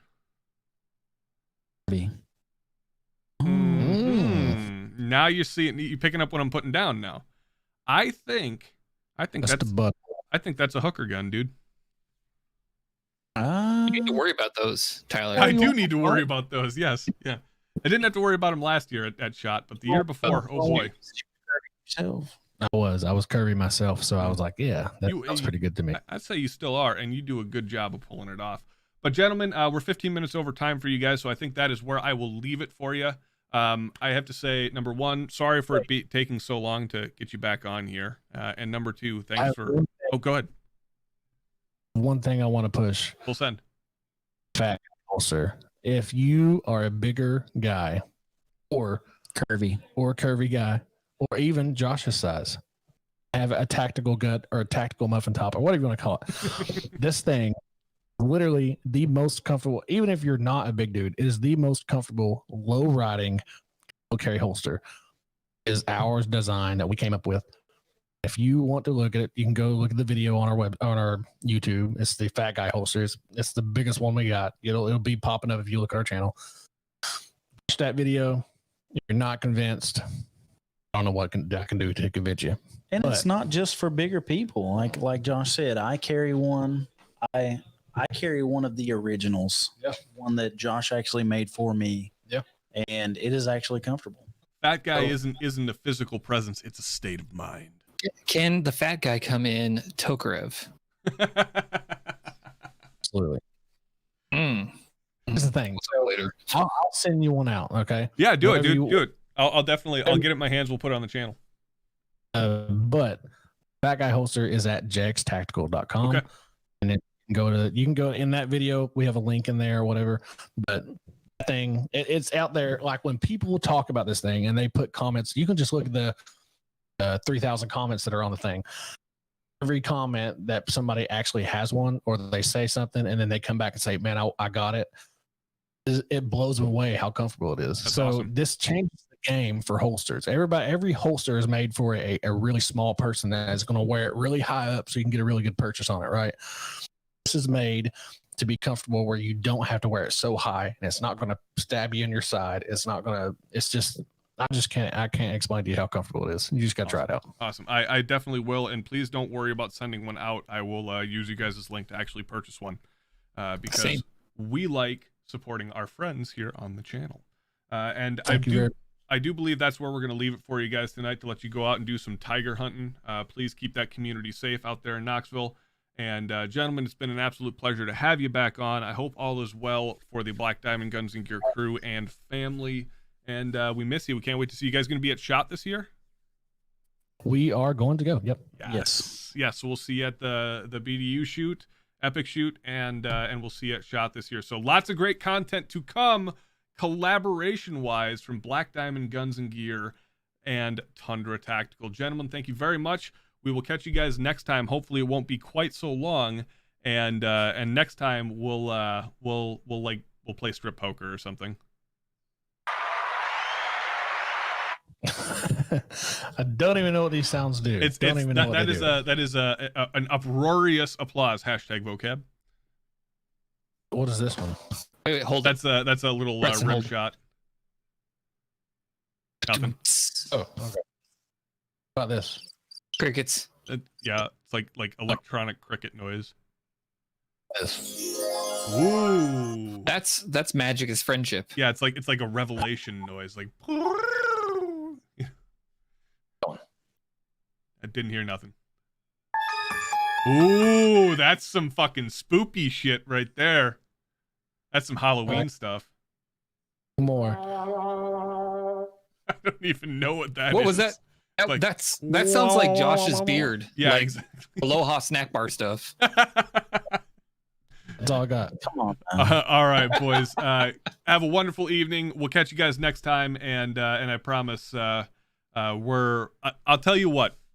My promise to you guys is I will have a skit ready for us to shoot. I'll write it out. You guys won't have to put any work into it outside of actually just being on camera. We'll write something out for the BDU shoot.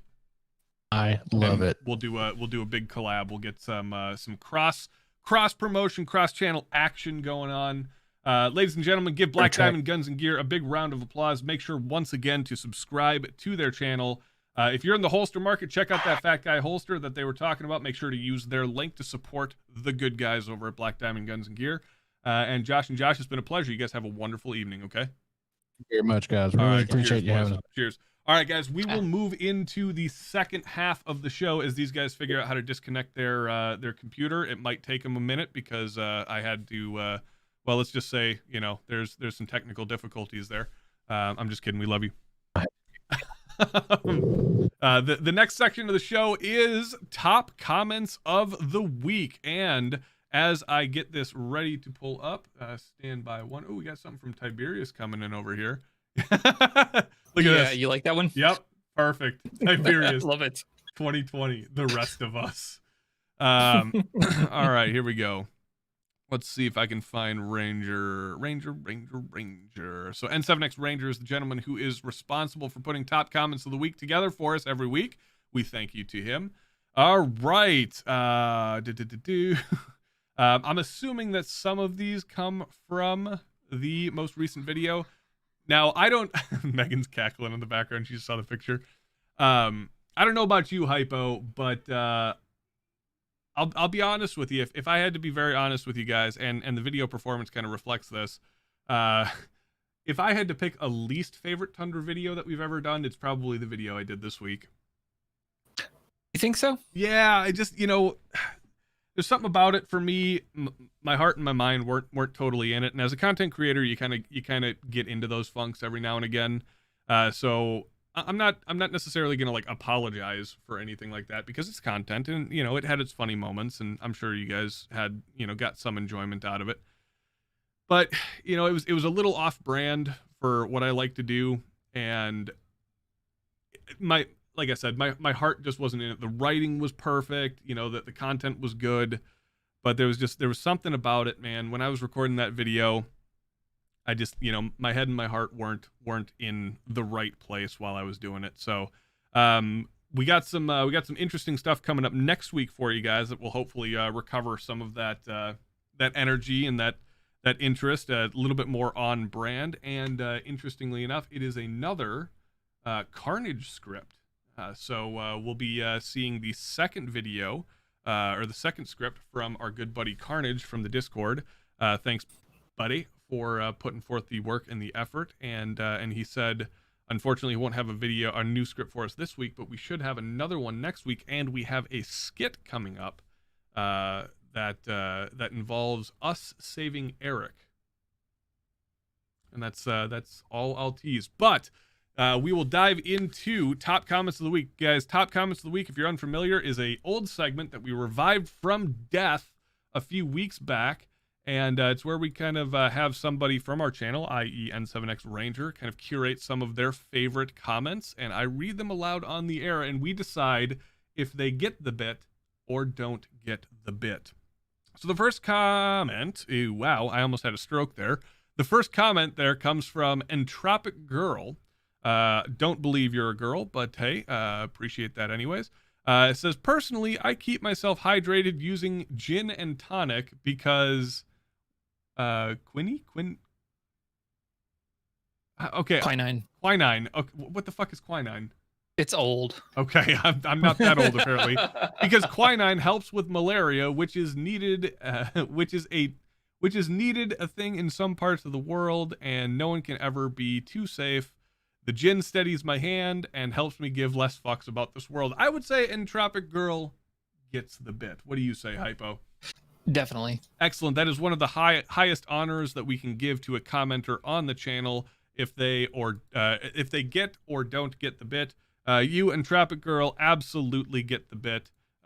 Proof that you're a girl would be fantastic because I believe that you're probably a 46-year-old man in a Milwaukee basement.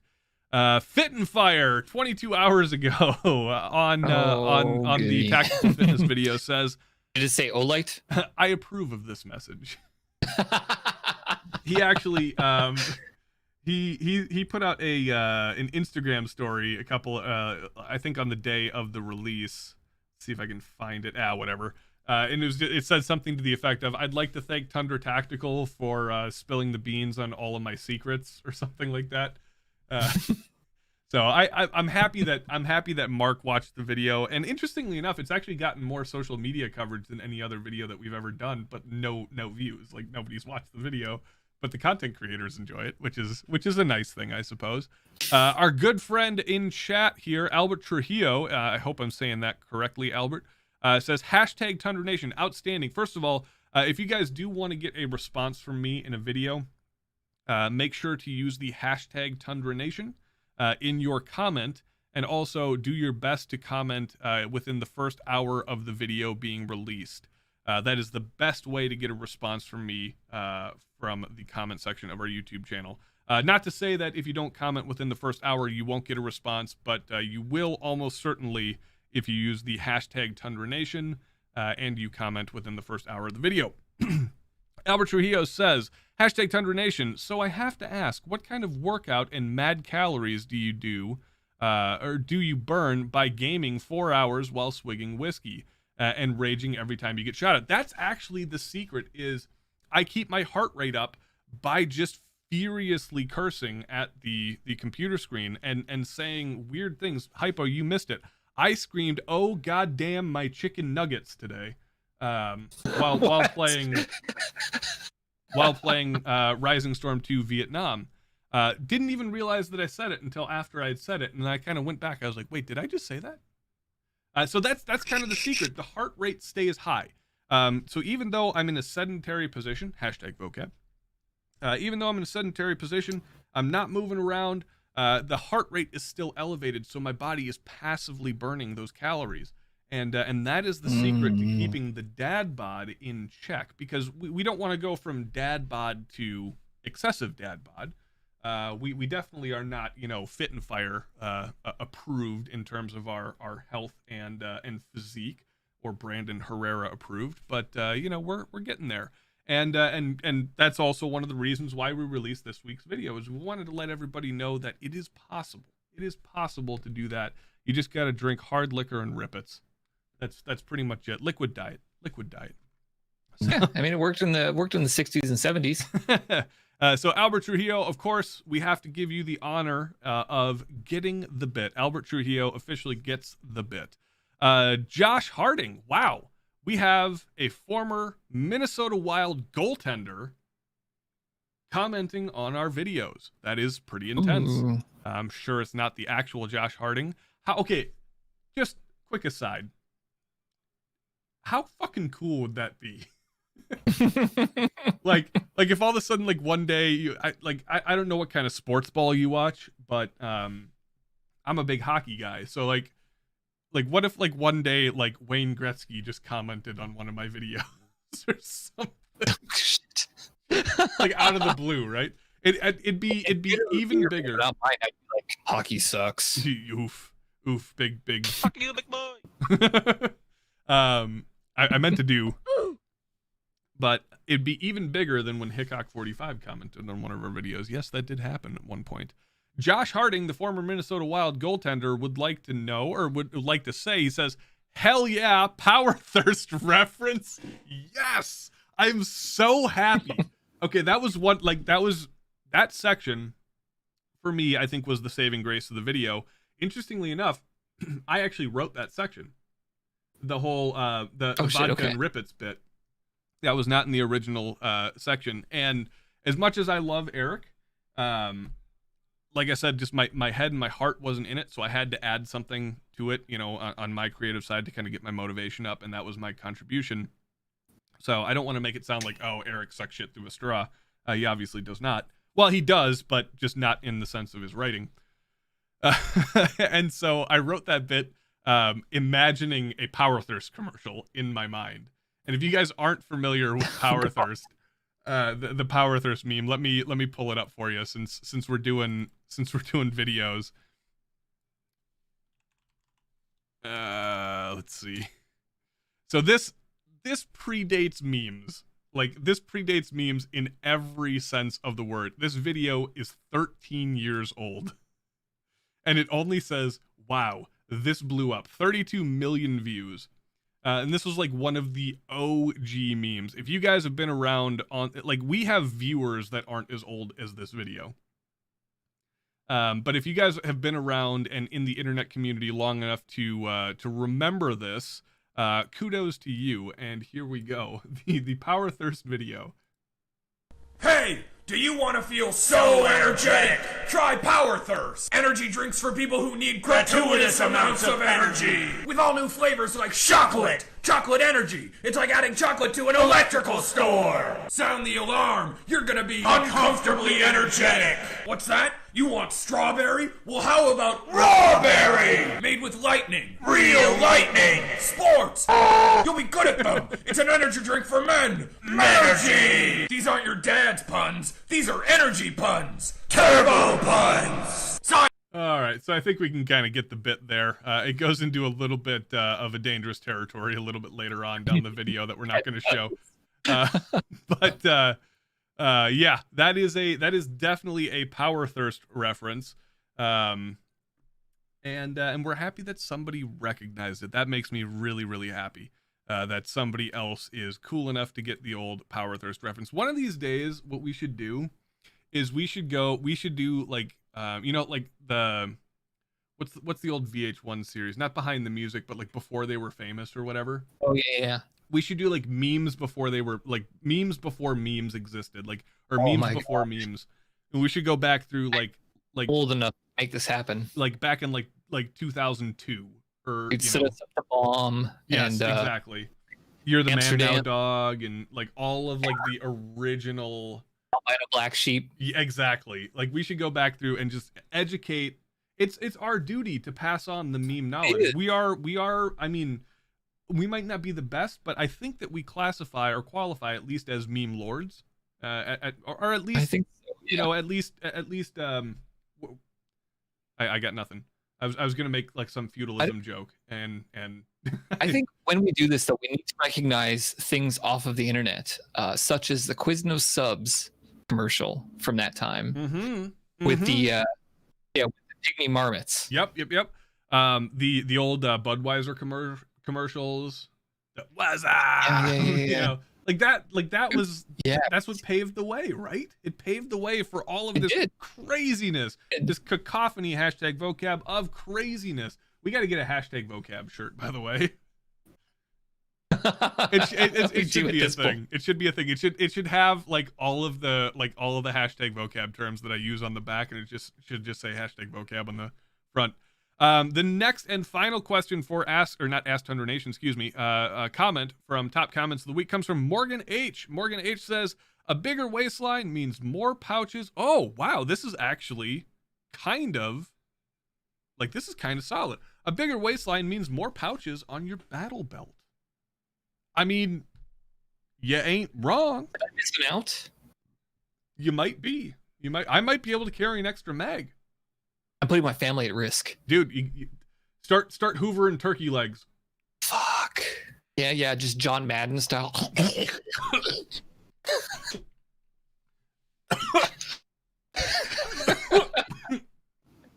And done it again. Yeah. I scared Lexi doing that. Oh gosh. All right, that was really funny. I'm just imagining John Madden like just shaking his jowls, like mumbling and hoovering turkey legs. You know what's really? It's actually really funny. I bet you. Let's see. There are still, for whatever reason, there are still 29 people watching this epic shit show. I bet you there is at least one person in chat right now that doesn't understand. Like, they know who John Madden is because of the video games, but they've never heard a John Madden commentary, and they don't understand. Legit sounds like he's got entire like things. Bam! His mouth while he's talking. What was this thing? What was this thing? Was it bam? Or boom or something like that? He would always say like bam or boom or, you know. It was boom. Yeah, it might have been boom. Patton years. Oswalt does a great, I think it's Patton Oswalt does a great John Madden bit. It's absolutely epic. And that, guys, that wraps it up for top comments of the week. We will now move into what? Empty-headed gamer said he can't hear John Madden without thinking about Moonbase Alpha video. God. If you've never seen that, Teller. Yeah. I have. John Madden. Let's see. So I got to get the the Ask Tundra Nation questions up, and that's probably coming from you, correct, Hypo? It's in your DM. Stand you should have it. Stand by. Oh, you sent me a music. Closed circuit. Some music stuff. Oh yeah, that was pregame. Okay. Empty-headed gamer. Mamma mia, baby's got the diarrhea. Oof. All right, so we're gonna go through top comments of the week, guys. If you're unfamiliar, if it's your first time watching, this is the segment of the show where you guys, the fans, get to have your questions asked and have your questions answered live on the air. To participate in Ask Tundra Nation, you do have to be a member of the Discord. Normally, I will have an active link in the description in the video below. Unfortunately, I'll be perfectly honest, I ended up falling asleep before the show. And woke up about 15 minutes prior to starting everything up, which is remarkable that everything got off, with no hitches and no mistakes. Maybe that's the secret. Maybe I just need to roll into this fresh slate. But I did not update the Discord link. Single hitch, which was pointed out to me early in the video. Black Diamond Guns and Gear in the title is Balck. Well, okay, there you go. Single hitch. That's not bad, though. It's not bad. It's an improvement over not having any audio last week. Yeah. Balck Diamond Guns and Gear. I like it. Let's get them a shirt that says that. I wonder if they noticed. They were just too good to comment. But guys, Ask Tundra Nation is a segment where you guys, the fans, get to have your questions answered live on the air with myself and Hypo. To participate, you do have to be a member of the Discord. You'd normally follow the link in the description below, but unfortunately I didn't update that. So follow the links that Tony puts in the channel or in the chat here, and find yourself to the appropriate channel inside of Discord. If you're unfamiliar with Discord, we got a great mod team that will help you get to the right spot, kind of teach you how to learn the ropes and everything like that. And without further ado, believe it or not, the first question is for you. That was almost a rhyme. That was almost lyrical. Hypo, this is coming from Don Rayner. Hypo, you live in the desert. How do you keep yourself hydrated if you have to work outside? Vodka. Duh. Like water, it's the same color, so essentially the same thing. It's liquid, it's the same color. Plus you feel a lot better. Yeah, you don't even notice the heat. I'll be honest with you, I do not feel a lot better. I hate vodka. Unless it's the stuff that Jim Fuller and his Russian friend, I believe Vladimir, gave us while we were over there on the last day of SHOT Show at his place. That stuff was actually smooth AF. But normally I can't stand vodka. It's like it's not quite up there with mayonnaise with me, but it's one of those like I can't do it. I'll just keep drinking it for you. With one exception, and the one exception is actually two exceptions now, because Megan made a fantastic cocktail today, which was apple cider vodka with apple cider, and it was delicious. It's starting to get a little brisk up here in the evenings, and the baby just woke up. It's starting to get a little brisk here in the evenings, and those apple cider flavored alcoholic and adult beverages, they do feel pretty darn good. Get you in the seasonal mood. It does. You know, it's my pumpkin spice latte, but for men. Yeah, with no Uggs. Yeah, exactly. You say that for you. Yeah, I'll just shoot my dad's scar if I want Uggs. Anyway, how do you keep yourself hydrated in the desert if you have to work outside? Vodka apparently is the answer. Just straight up. Do you mix it? If you're too poor for vodka, just drink water, like normal people do. Out of it. You know, could you argue that with the current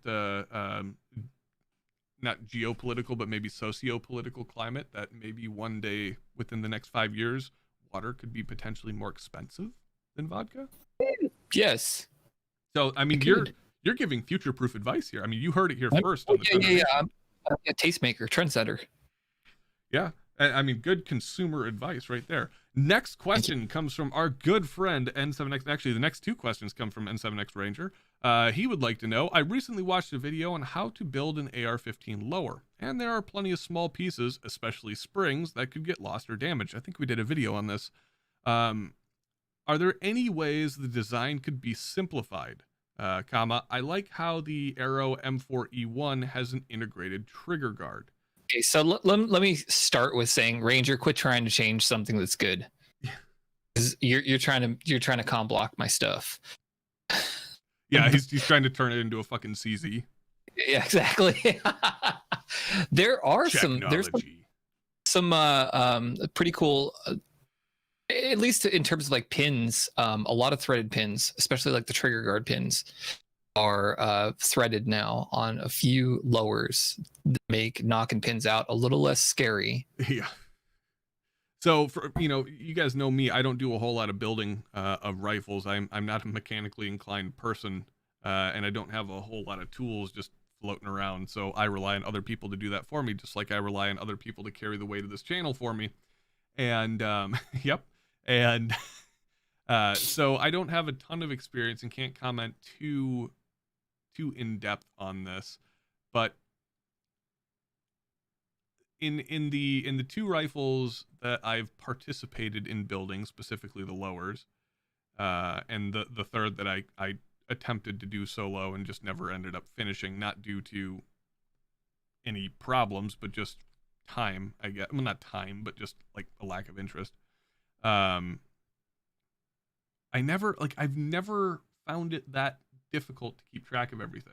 Like if you just think about it, like, yes, okay, you do have to get some rigmarole in there, like if you want to do the whole like tape the plastic bag over the or under the bits as you're installing them or uninstalling them, so that if they do go fly and they get focus, you fuck, they get trapped up, in a plastic bag or something like that, you can go that route. But I mean, if you take your time and you follow the instructions, which is tough for a lot of dudes to do, we don't like instructions.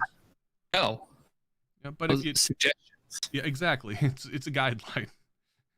If you take your time and follow the instructions, it really isn't that difficult of a task. And if I'm capable of doing it in a limited regard, I'm pretty sure that most of you guys out there who are much more mechanically inclined than myself are capable of doing it to its fullest extent. Now, the next question. You know what? I want to say one thing, though. If you guys want to step up your game and move it to hard mode, what you do is do like I do. Sit cross-legged on a white shag carpet with tiny springs. That's fucking dangerous. That is dangerous. That's some fourth dimension shit. When those things go, they're in the fourth dimension. They're gone. Like that's you're gonna move out of your house 20 years from now, and you're gonna pick that carpet up, right? Or like you're gonna be like vacuuming that shit, and you're gonna hear the in the vacuum cleaner. Springs and detents just come out. It'll build a gun inside the vacuum cleaner, essentially. That's what I'm hoping for, is actually just enough spare parts fall into this vacuum that gun. I can eventually find them, or Riley will eat them and he'll shit out an actual gun at some point. It'll be like Butt Stallion.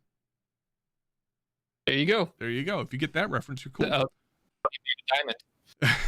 Actual diamond. The next one also comes from N7X Ranger, and he brings up an old meme that we haven't referenced in a long time. How much would you pay for a 7.62 by 25 upper? Now that I'm building an AR, I want one. See, I fucking told you. You didn't get it at the time, but I told you. Once you open that door, then you realize the capability of the 7.62 by 25 in a pistol caliber carbine platform. I think that I would pay upwards of, for an upper, I'd pay like stock 5.56 prices, or maybe not stock, but maybe a little bit bonus on 5.56 prices, maybe like $400 or $500. Yeah, I'd say about 550. I think my upper limit would be about 6. And I know that there are a couple of options out there. Am I actually going to ever build one? Who knows? Maybe. But it would be cool. I've been thinking about that seriously, because Endomag supports 9mm, and the casing size between 9mm and 7.62 by 25 is minimal. And I'm willing to believe that Endomags may work for 7.62 by 25. Could be a good consumer review piece of advice that we do for the channel here. That's solid. That's why people use my do hand. this. Or that. Anyway. All right, the next one is coming from Mario Mechanic Molina, and he would like to know, Coke or Pepsi, which one is your poison? So I gotta say, Mario, I'll be perfectly honest with you guys. In an effort to start shedding some of the pounds that I put on with the dad bod here, I have not drank a pop or soda, to you heathens, in a significant period of time. But I remember my loyalty was split, and it wasn't split based on the cola.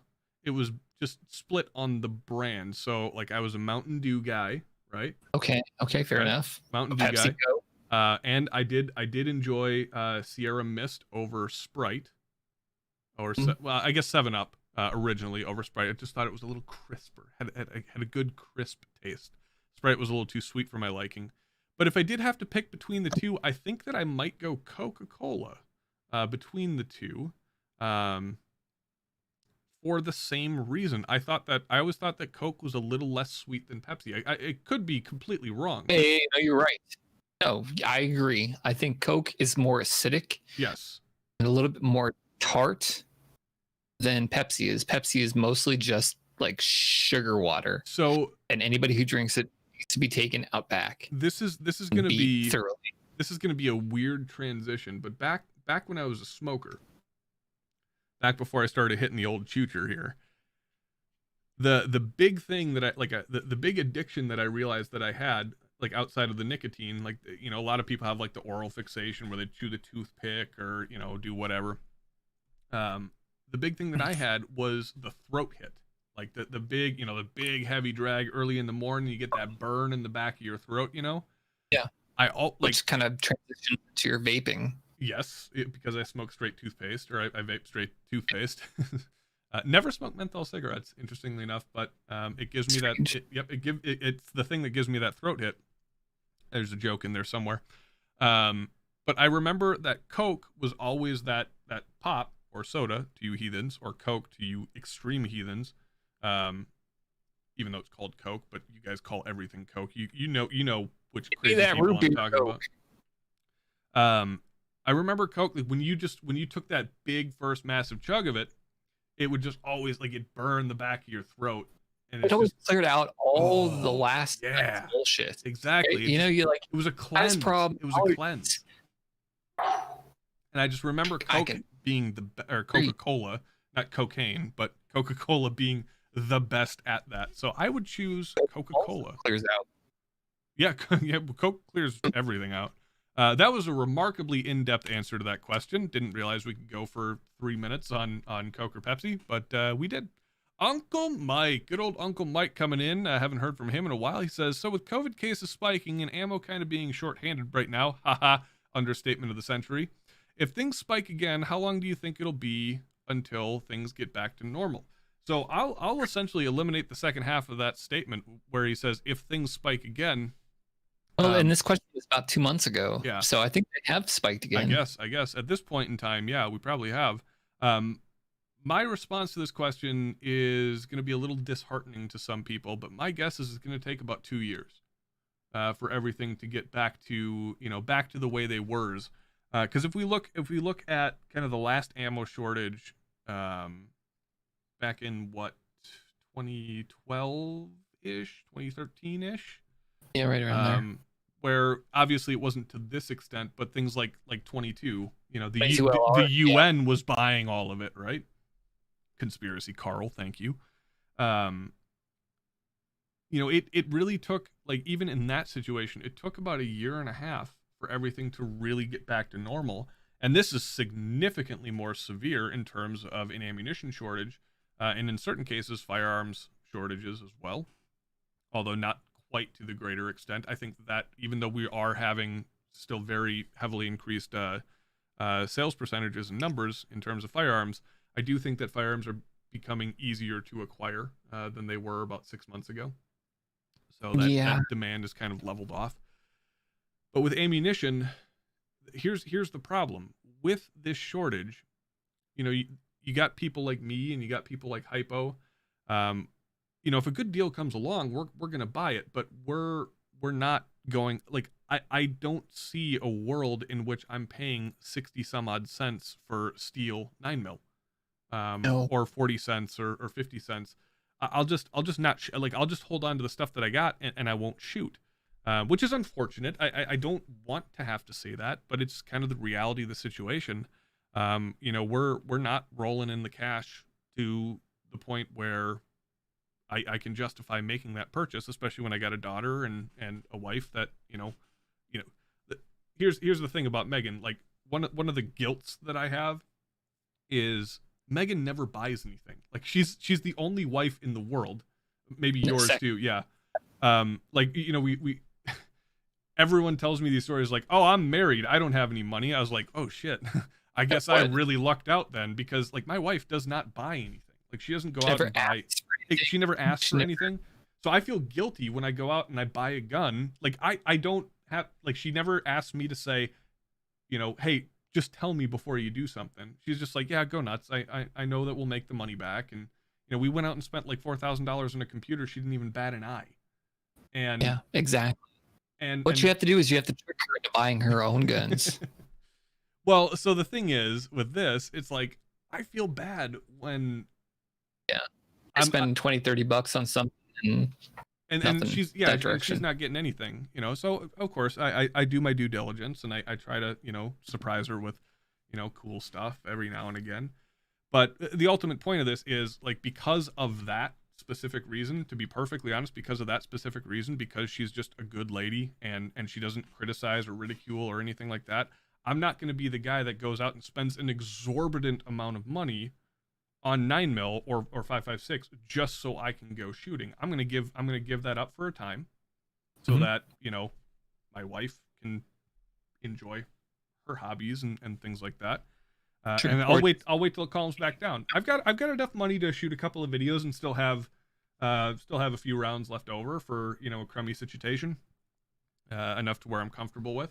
I just kind of did an ammo inventory yesterday, and I actually realized I had a significant amount more than I thought that I had, which is cool. In 357 SIG? I actually still have a box of 357 SIG floating around here somewhere.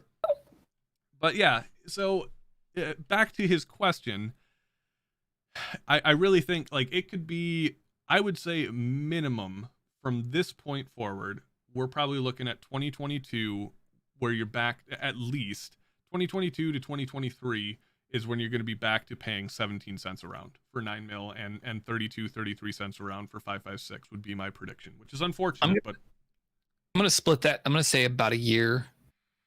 I would maybe love for that. Be a little bit more, but you know, we have the luxury, you know, well, at least I do. I shouldn't say we in this case. It's one of the few cases where it's just kind of me benefiting. But I have the luxury of knowing quite a few well-placed people. Yeah, I have to actually go out and street fight people for ammo. And I have some people that are keeping their ear to the ground for things, and I'm very grateful for that. You know who you are. You're in the chat. You know who you are. And I'm very grateful for that. If nothing comes of it, no hard feelings. If something does, sweet, we appreciate it.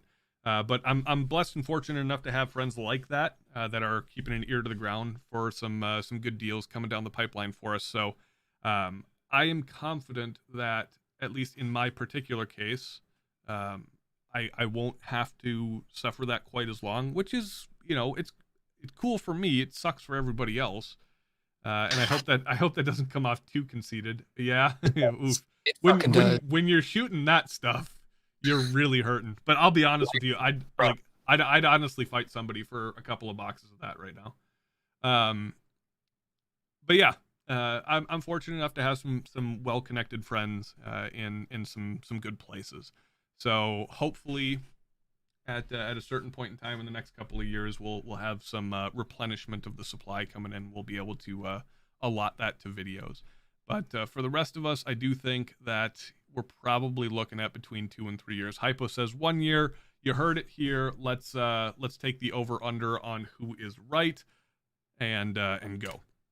Yeah, and hopefully I am. I really genuinely do hope you're right. The next one comes from, this is a new name that I haven't heard before, TGK13. Relatively newer member, actually, one of the few females in our Discord. Outstanding. Well, welcome. What she would like to know, I'm glad you said female, because I would have said what he would like to know. What she would like to know is what's the most ridiculous firearm that you would actually would use regularly, rifle or pistol? There's a really easy answer to this. And that would be my Tokarev, because it's my carry gun. But if I weren't to take the easy out, what would be the most ridiculous firearm that you would actually use regularly, pistol or rifle? See, I feel like this is actually kind of a loaded question. It's kind of a tough question, because like when it comes to pistols and rifles, they're pretty, like, everything is so standardized. Everything is so cookie cutter and normal. Like, yeah, you could go the bullpup route, or you could say, like, I could straight up lie to you and say, like, some kind of like Keltec, right? But I wouldn't actually ever use that, because number one, I'm not nuttin' fancy, and number two, I like good guns. But if, like, I can't think of anything specific.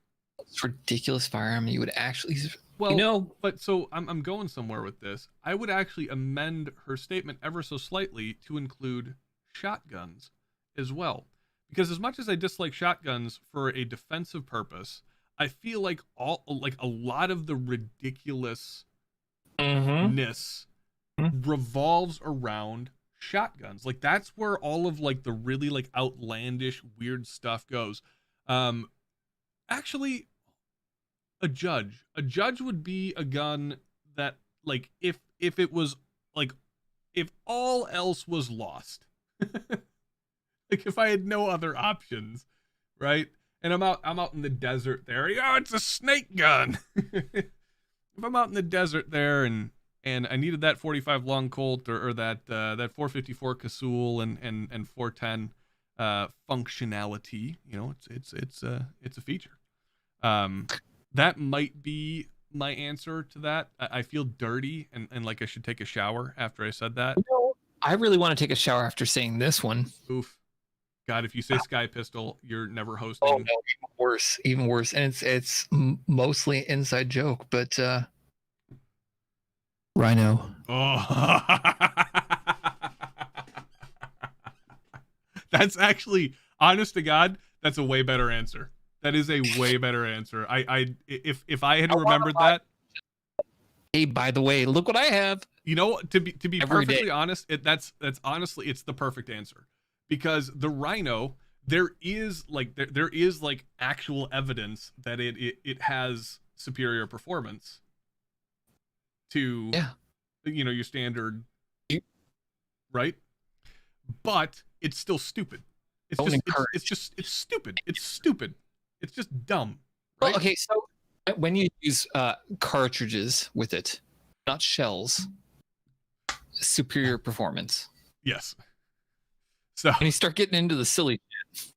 So TGK, thank you very much for your contribution and welcome to the Discord. We're very, very happy to have you. Hopefully I get to chat with you soon.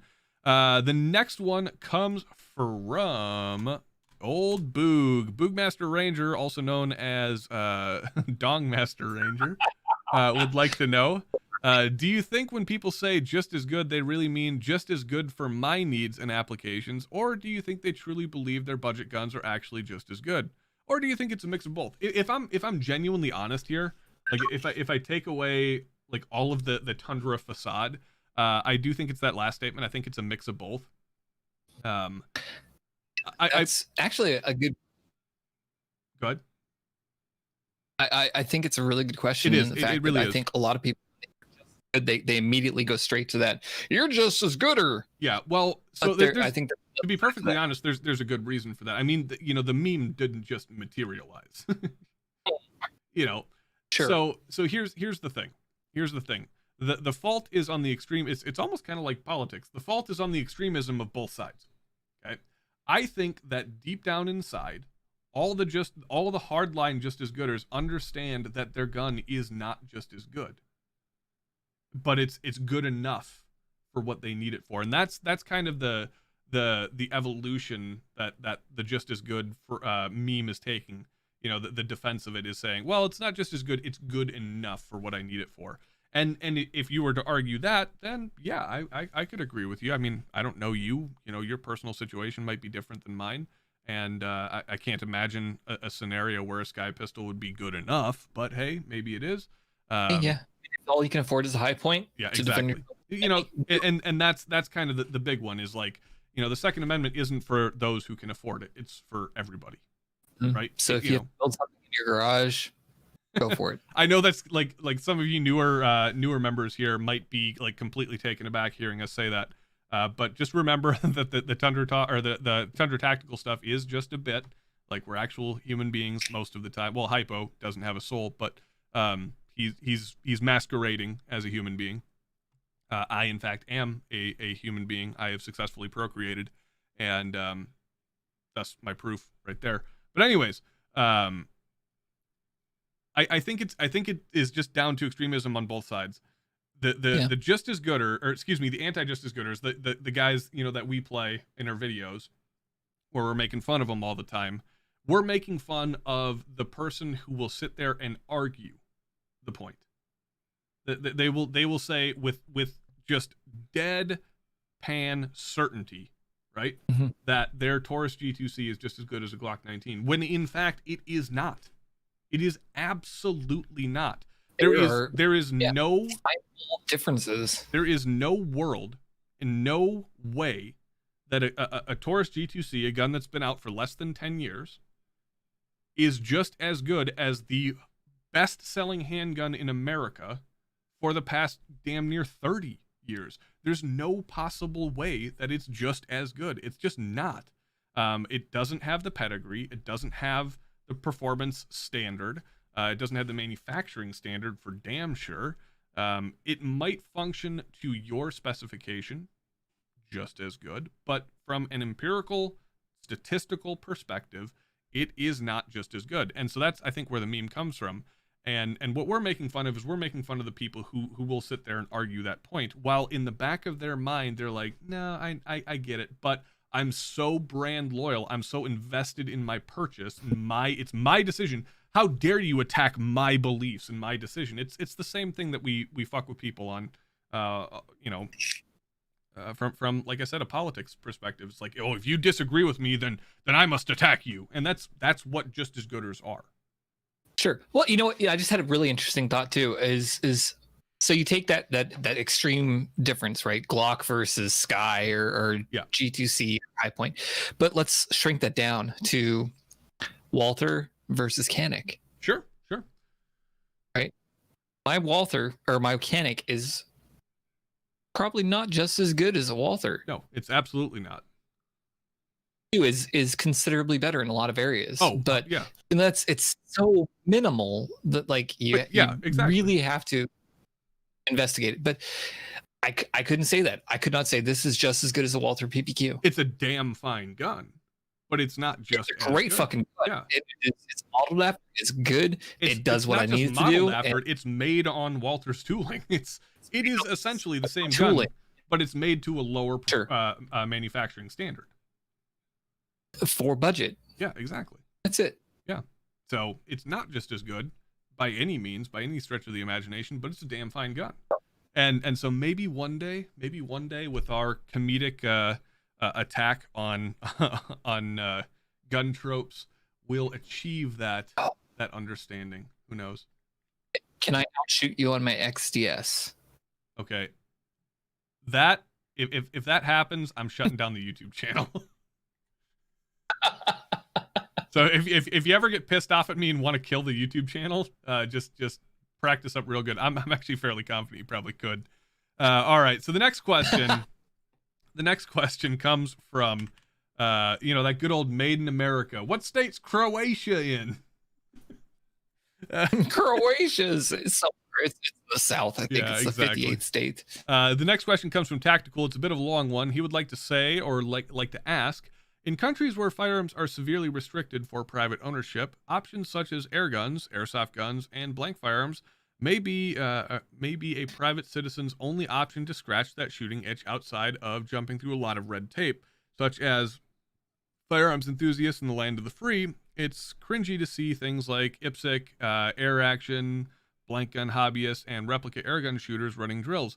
If not, then why? And what's your opinion on these as a sport in the case of IPSC air action or as a pastime?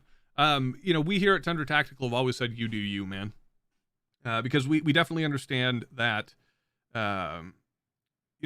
while both myself and Hypo don't live in the US's most gun-friendly states, we don't necessarily live in the most restrictive of states either. We kind of ride right on that border. And to be perfectly frank and honest, there's a lot of stuff that I disagree with in terms of 2A related legislation here in Minnesota, but I've got to be honest, it could be a hell of a lot worse. It really could be. We could live in Maryland, we could live in California, Illinois, Chicago, obviously being in the same state. I know that. Please don't correct me. New York, New Jersey, all these other like ultra restrictive states. Could be a lot worse. Now, granted, we don't live in, a super free state either where, you can just walk in, go nuts. But like for me to purchase a firearm, in essence, without like, I guess this is technically an inaccurate statement, but without getting into like a load of detail, for me to purchase a vast majority of firearms, all I need is a driver's license and a permit to carry or a permit to purchase. And provided I pass my background check, I'm walking out with a gun that day. So I don't have a waiting period. I don't have, I don't have to pay for my background check, which is nice. Nor do I, or carry. So, there are definitely worse places that we could live in. And because of that, I do have some form of empathy for people that either A, live in very restrictive states or live in countries where they are firearms enthusiasts, like our friend John and Tactical and things like that over in good old England land. But they can't do what we do, and it does kind of put things into perspective. You think about it on the home front a lot, like, oh, bummer, man, you live in California, you work at a gun range and you get these guys from California coming in and they're just, they're lighting up, literally and figuratively when they're on the range. And you're just like, damn, man, it's cool to see that. I'm happy to give you that experience. But when it's your livelihood, when firearms is your livelihood, and you start seeing stuff like that, you start to empathize a little bit more and start to understand their perspective. Well, maybe not understand it because I don't live it, but just have empathy for that perspective.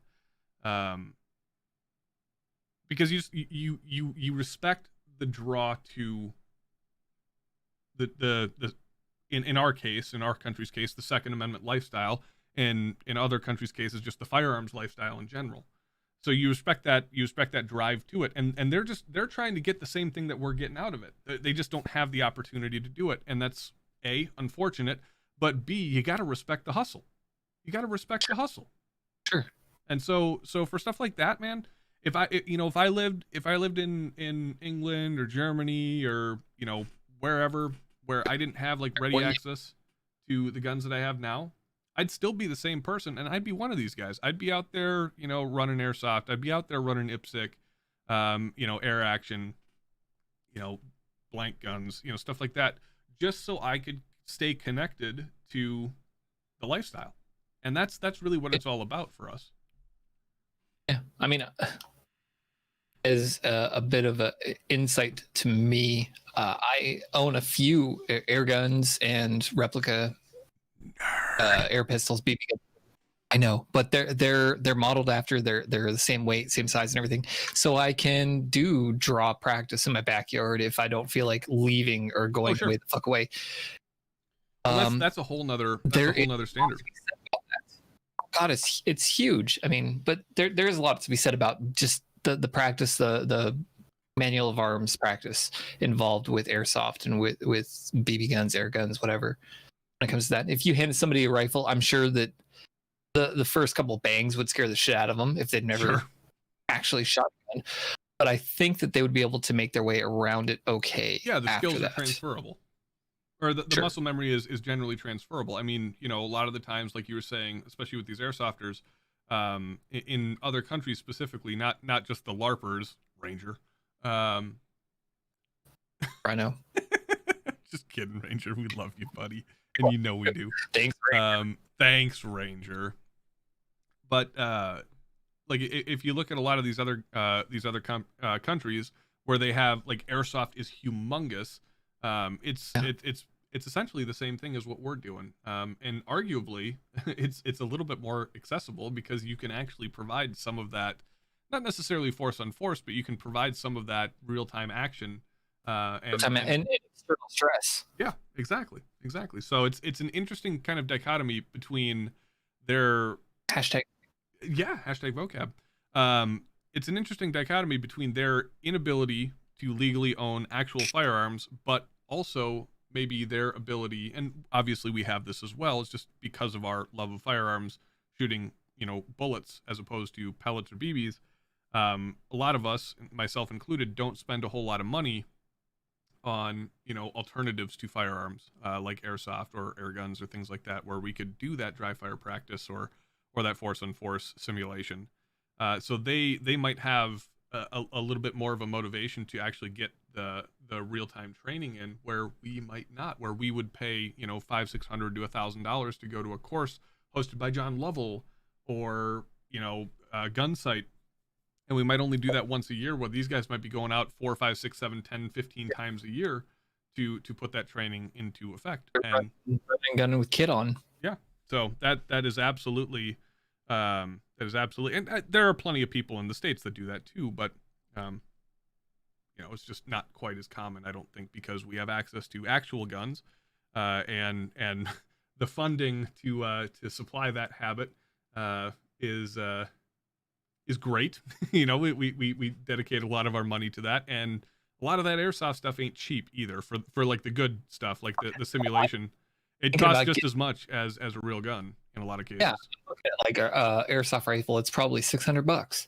I could buy another gun with that. Yeah, and that's the reason personally why I can't do it. I might go the route like with a handgun, you know, like when we were showing Josh's garage video, you know, based off of Level's original training video, and that's Level was using a gas blowback Glock 19 replica, and that's probably what I would invest in if I were to go that route. Then you got to pick up BBs everywhere. Fuck, that sucks.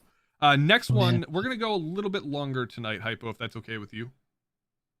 We got to clear some of these out. Yeah, we got to clear some of these out. So we're gonna spend a little bit of extra time, give you guys a little bonus Tundra here.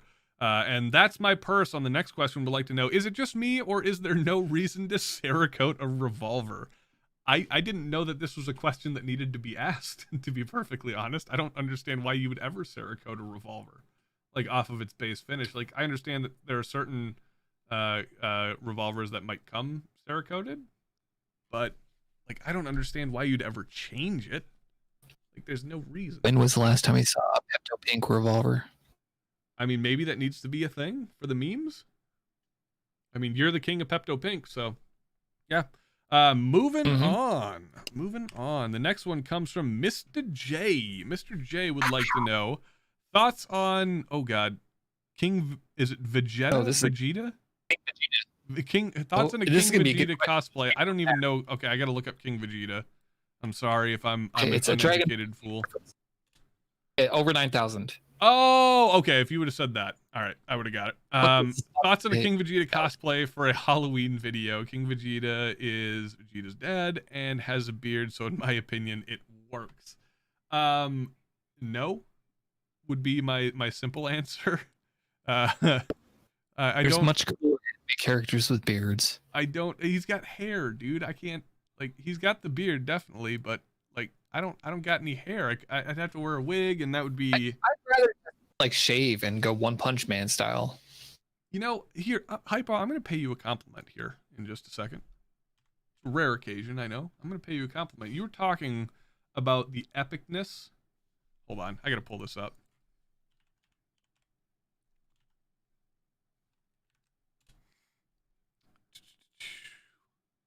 You were talking about the epicness, right, of the Talon Psybeard?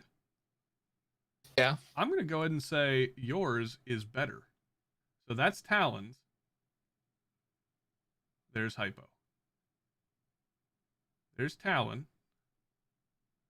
I gotta wait for the delay. Okay. Let's get a vote in chat. Who's got the better beard, Talon or Hypo? And I vote Hypo because it's a similar hue and color and shape. Oh, but yeah, I just, soulless. Yours is so formed and epically groomed. I like it. It's just good. It's just good. I will say actually, this one's gonna be a tough one to beat though. Once the delay hits. That's a tough one to beat. 5, 4, 3, 2, 1. Any second. Any second. God, there is a delay here. Like, I've noticed, like, when I speak to you, there's a good 5 seconds before you can respond back to me. Oh, shit. That's a tough one to beat. Oh, yeah, but he's got the hair. That, like... Yeah, the hair is a big help. It's a big help. But I will say, I think if you guys were to do a beard off, I don't even think there's a chance. It's a clear victory to Hype because the fullness and the length and the shape. It is good. It is good, sir. You have 10 out of 10 would beard again. You know, that's only been about a year. Yeah, this is my year's growth. This giant shaggy mane that I have. It's. Have you been blow drying, Tyler? I have been. Yes, I actually bought a blow dryer. based on the advice I received from you at SHOT Show. It's funny. It's funny. I bought a blow dryer. My wife doesn't even have one. Oh shit. No. No, I'm the guy in the house with the blow dryer. Do I lose my man card? Let's let the chat figure that out. No, I will send you some Jeffree Star makeup palettes. I'll tell you that, or I'll tell you this. If you want to see my beard look like a fucking porcupine, woke up on the wrong side of the bed and got really angry, then I won't blow dry my beard. But like when it gets to this length, and I don't blow dry it, like when we spent the week up north, it was just all like it grows out. It doesn't grow down. It grows out. Next week? What's that? Do we have a guest next week? Not as of current. I'm working on lining one up. If we do not, I say we go au naturel next week, because we were talking about this offline a couple weeks ago. Just come in, just fucking rah! just wild. Everything everywhere, just like that, like morning face. So yeah, someone's gonna screenshot that. Hey, so before we dive into this next question from Cat Milk, should I? Thank you, by the way. Should I tease something that probably won't happen but would be epic if it will? Like I did something today that I'm really hoping is gonna happen. Oh, yeah, I saw should I tease it or should I leave it be? Because if that happens, can we do the beard? Oh God, that would be the worst time to do it. Because let's be honest, like you know what I'm talking about. It's not gonna happen. There's no way it's gonna fucking happen. No. There's absolutely no way, zero chance that it's gonna happen. So do I even get their hopes up or do I satisfy their curiosity? What do I do? Send it. Should we let's look at chat and see what they have to say.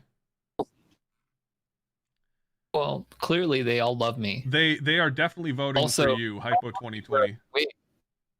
I did laugh turd, yes, but for those who don't know. Cat 101st. Are we talking long wig, short wig, mullet wig? What kind of wig? Oh, mullet wig for sure. Yeah. Okay. You should tease your beard. How does one tease their beard, Sarge? Oh, it's easy. Blow dry up. Oh God. Right? Hairspray light. Oh, next week. All right. So a couple of people are asking me to do it, so I guess I will, because I'm a slave to the masses. So this week, and this is by no means. But by the way, if you do watch this, Alex, please don't think of this as like a pressure statement. It is absolutely not. I 100% understand that there is almost zero chance you'll ever see this. It is not a pressure statement by any chance, but I got a little ballsy today. And I decided that, hey, what's the harm? I'm going to reach out to a gal by the name of Alex Zedra.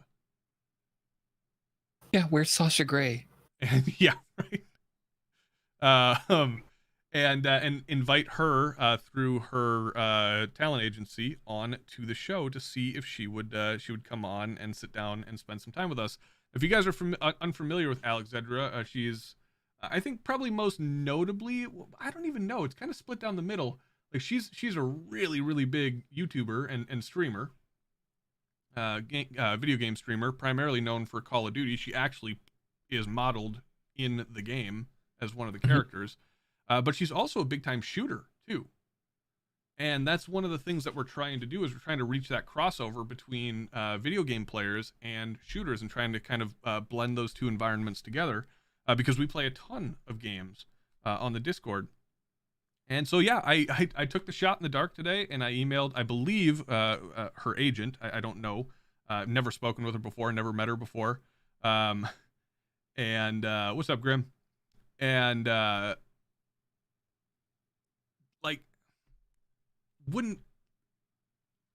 hoping that I'm tempting fate here by saying like building this up, like just saying, yeah, it's never gonna happen, like doing the whole reverse psychology thing. Sure. But I don't want to get my hopes up. My hopes are kind of up just because like she's awesome. Sure. You know, yeah. Like she would be, for me, having her on the stream, it'd be the same as like having like Jade Struck on the stream as well. Because Jade is like, you know, peak of the peaks for me. Absolutely love her, love everything that she does. And but in terms of my wants and goals, to start combining video games, like with Ranger Dave and Matsimus and a few of the other people that I've reached out to, like she would be such a perfect opportunity to have, or perfect, not opportunity, but perfect guest to have on the show as an opportunity to help like grow our brand and our channel, but also kind of make some connections into the video game streamer world, which I think would be really cool. So tell me what you guys think of that in chat if you guys would like that. I'm pretty sure that most of y'all would, because let's be honest, she's not an unattractive lady, and I'm sure she would be quite a good guest to have on the show. Let's move back into Ask Tundra Nation. We'll wrap it up with the next couple of questions here. Dr. Catmilk says, who is the king/queen of the floofs? Well, that's easy. So there's a clear queen of the floof. Riley? Well, it depends. Some days, yes. Yeah, some days. I think to each their own in their respective manner. Okay. Sure. Riley. All floofs. Riley has the first floof moniker of the tactical seal. You know, he's the first nicknamed animal, I believe, on the channel. He also, I think, he is the first in the ADF. The ADF. Ankle Defense Force. Oh yes, the Ankle Defense Force. And Lexi would be the generalette of the KDF. Yeah, the Knee Defense Force. Yep. Yeah. So I'm gonna say Lexi is the queen of the floofs. Riley is the king of the floofs. Yes. And all others shall bow before them. All others shall bow before the floofness. Lexi, are you feeling up to coming on and saying hi? You want to say hi? She's like, nah, I'm pretty happy here. She's looking at me like, I'm good. I don't know, man. You want to come over? Come here. Come here. You say hi to the chat? Come on. No, she's like, I'm going back to my bed. You got to stretch it out first. Come here. Come here. Get some hugs. Hugs. Yes, the floof. Good girl. Aw, good mine. Girl. Yes, the big floofers. I'm sorry I woke you up just for that. You're the best. I'll get you a bone later on. So, guys, if you're unfamiliar, that is the Queen Floof, and I do believe Hypo is going to get King Floof himself and bring him on. Both the floofs are of an advanced age. I will say that. Lexi, this February will be turning 14 years old, which is pretty impressive for any dog. And she still acts like she's about 2. But yes, the tactical seal has arrived in full capacity. If you've ever wondered why we call him the tactical seal, it's because whenever he barks, it literally sounds like a seal, like wailing, just. I woke him up from a nap, and he is not happy about it. I know, right? Or not Riley, but Lexi was sleeping on her bed right next to me. We both did the exact. These dogs are just subservient to our wills. Apparently, we're terrible people. We're terrible people. But what are you guys' thoughts? Do you think it's an accurate statement saying that Lexi is Queen Floof and Riley is King Floof? I believe that is a good diplomatic way to he's fucking cute, man. I think it's a diplomatic way to answer that question. Dickie B says, snack gang. Snack gang. All right, and I think our final question for the night is from Canadian Defector, and he poses a very, very challenging question. An extremely challenging question. It's a question that's been asked for ages, possibly since, in one way, shape, or form, philosophically, since the dawn of man. If I eat myself, will I get twice as big or just disappear? Well, so matter has to I don't know the fucking science shit, but it can't just go away. Matter cannot be created or destroyed. So you'd be the same. You'd just be inside out.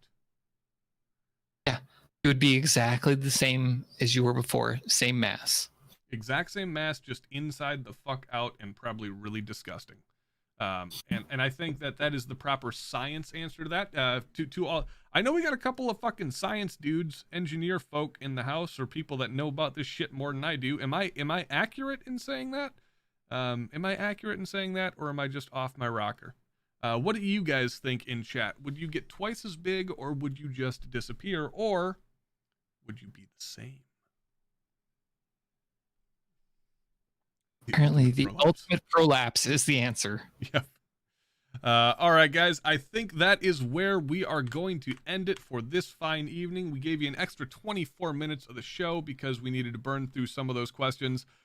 We are down to only a few questions left, so we need some maximum participation to fill the ranks of Ask Tundra Nation questions. Once again, if you're new to the Discord, if you're new to the chat, make sure to participate. We love having you guys, especially seeing the new names on there. You'll definitely get a shout out if I haven't recognized your name before. And we'll love you long time, and definitely not say fuck you, big boy. But guys, thank you very much for tuning in to this week's show. Once again, if you feel like supporting the channel, join the Discord. Find us on Patreon at patreon.com/Tundra Tactical, or the preferred method using PayPal with the email address tyler@tundratactical.com. Let's see if we got any late game shout outs. I don't believe that we do. Not a problem with that. Outstanding. To the Tundra Nation, this last one is for you. Raise your glass, Hypo. Cheers to the nation here, guys. Raise up a drink for yourselves, Tundra Nation. Let it go down smooth. Thank you very much, guys, for joining this week, the 14th episode of the Tundra Nation talk show. Tundra Nation talk show actually kind of has a ring to it. Tundra Nation talk show. Yes. TNTS. TNTS. Did I just come up with the name for the show? Tundra Nation talk show. Welcome to the Tundra Nation talk show. Where we talk NPR style. And talk that would about be the worst show ever. Guys, thank you very much for joining. We're happy to have you here. Thank you for dedicating some of your hard-earned time off on a Saturday evening, or maybe you don't even have time off and you're still watching anyways. That makes you even more dedicated, and we love you even more. You guys are the best. We will see you next week. Hypo, finish it out. When we still don't know what the Borg we're doing. All right, guys. Everybody take it easy. We love you. Good night. Bye. How the fuck do I turn this thing off? Damn it. I always forget this. Where's the button on the stream deck? Where's the button? I keep forgetting to record these too. Damn it.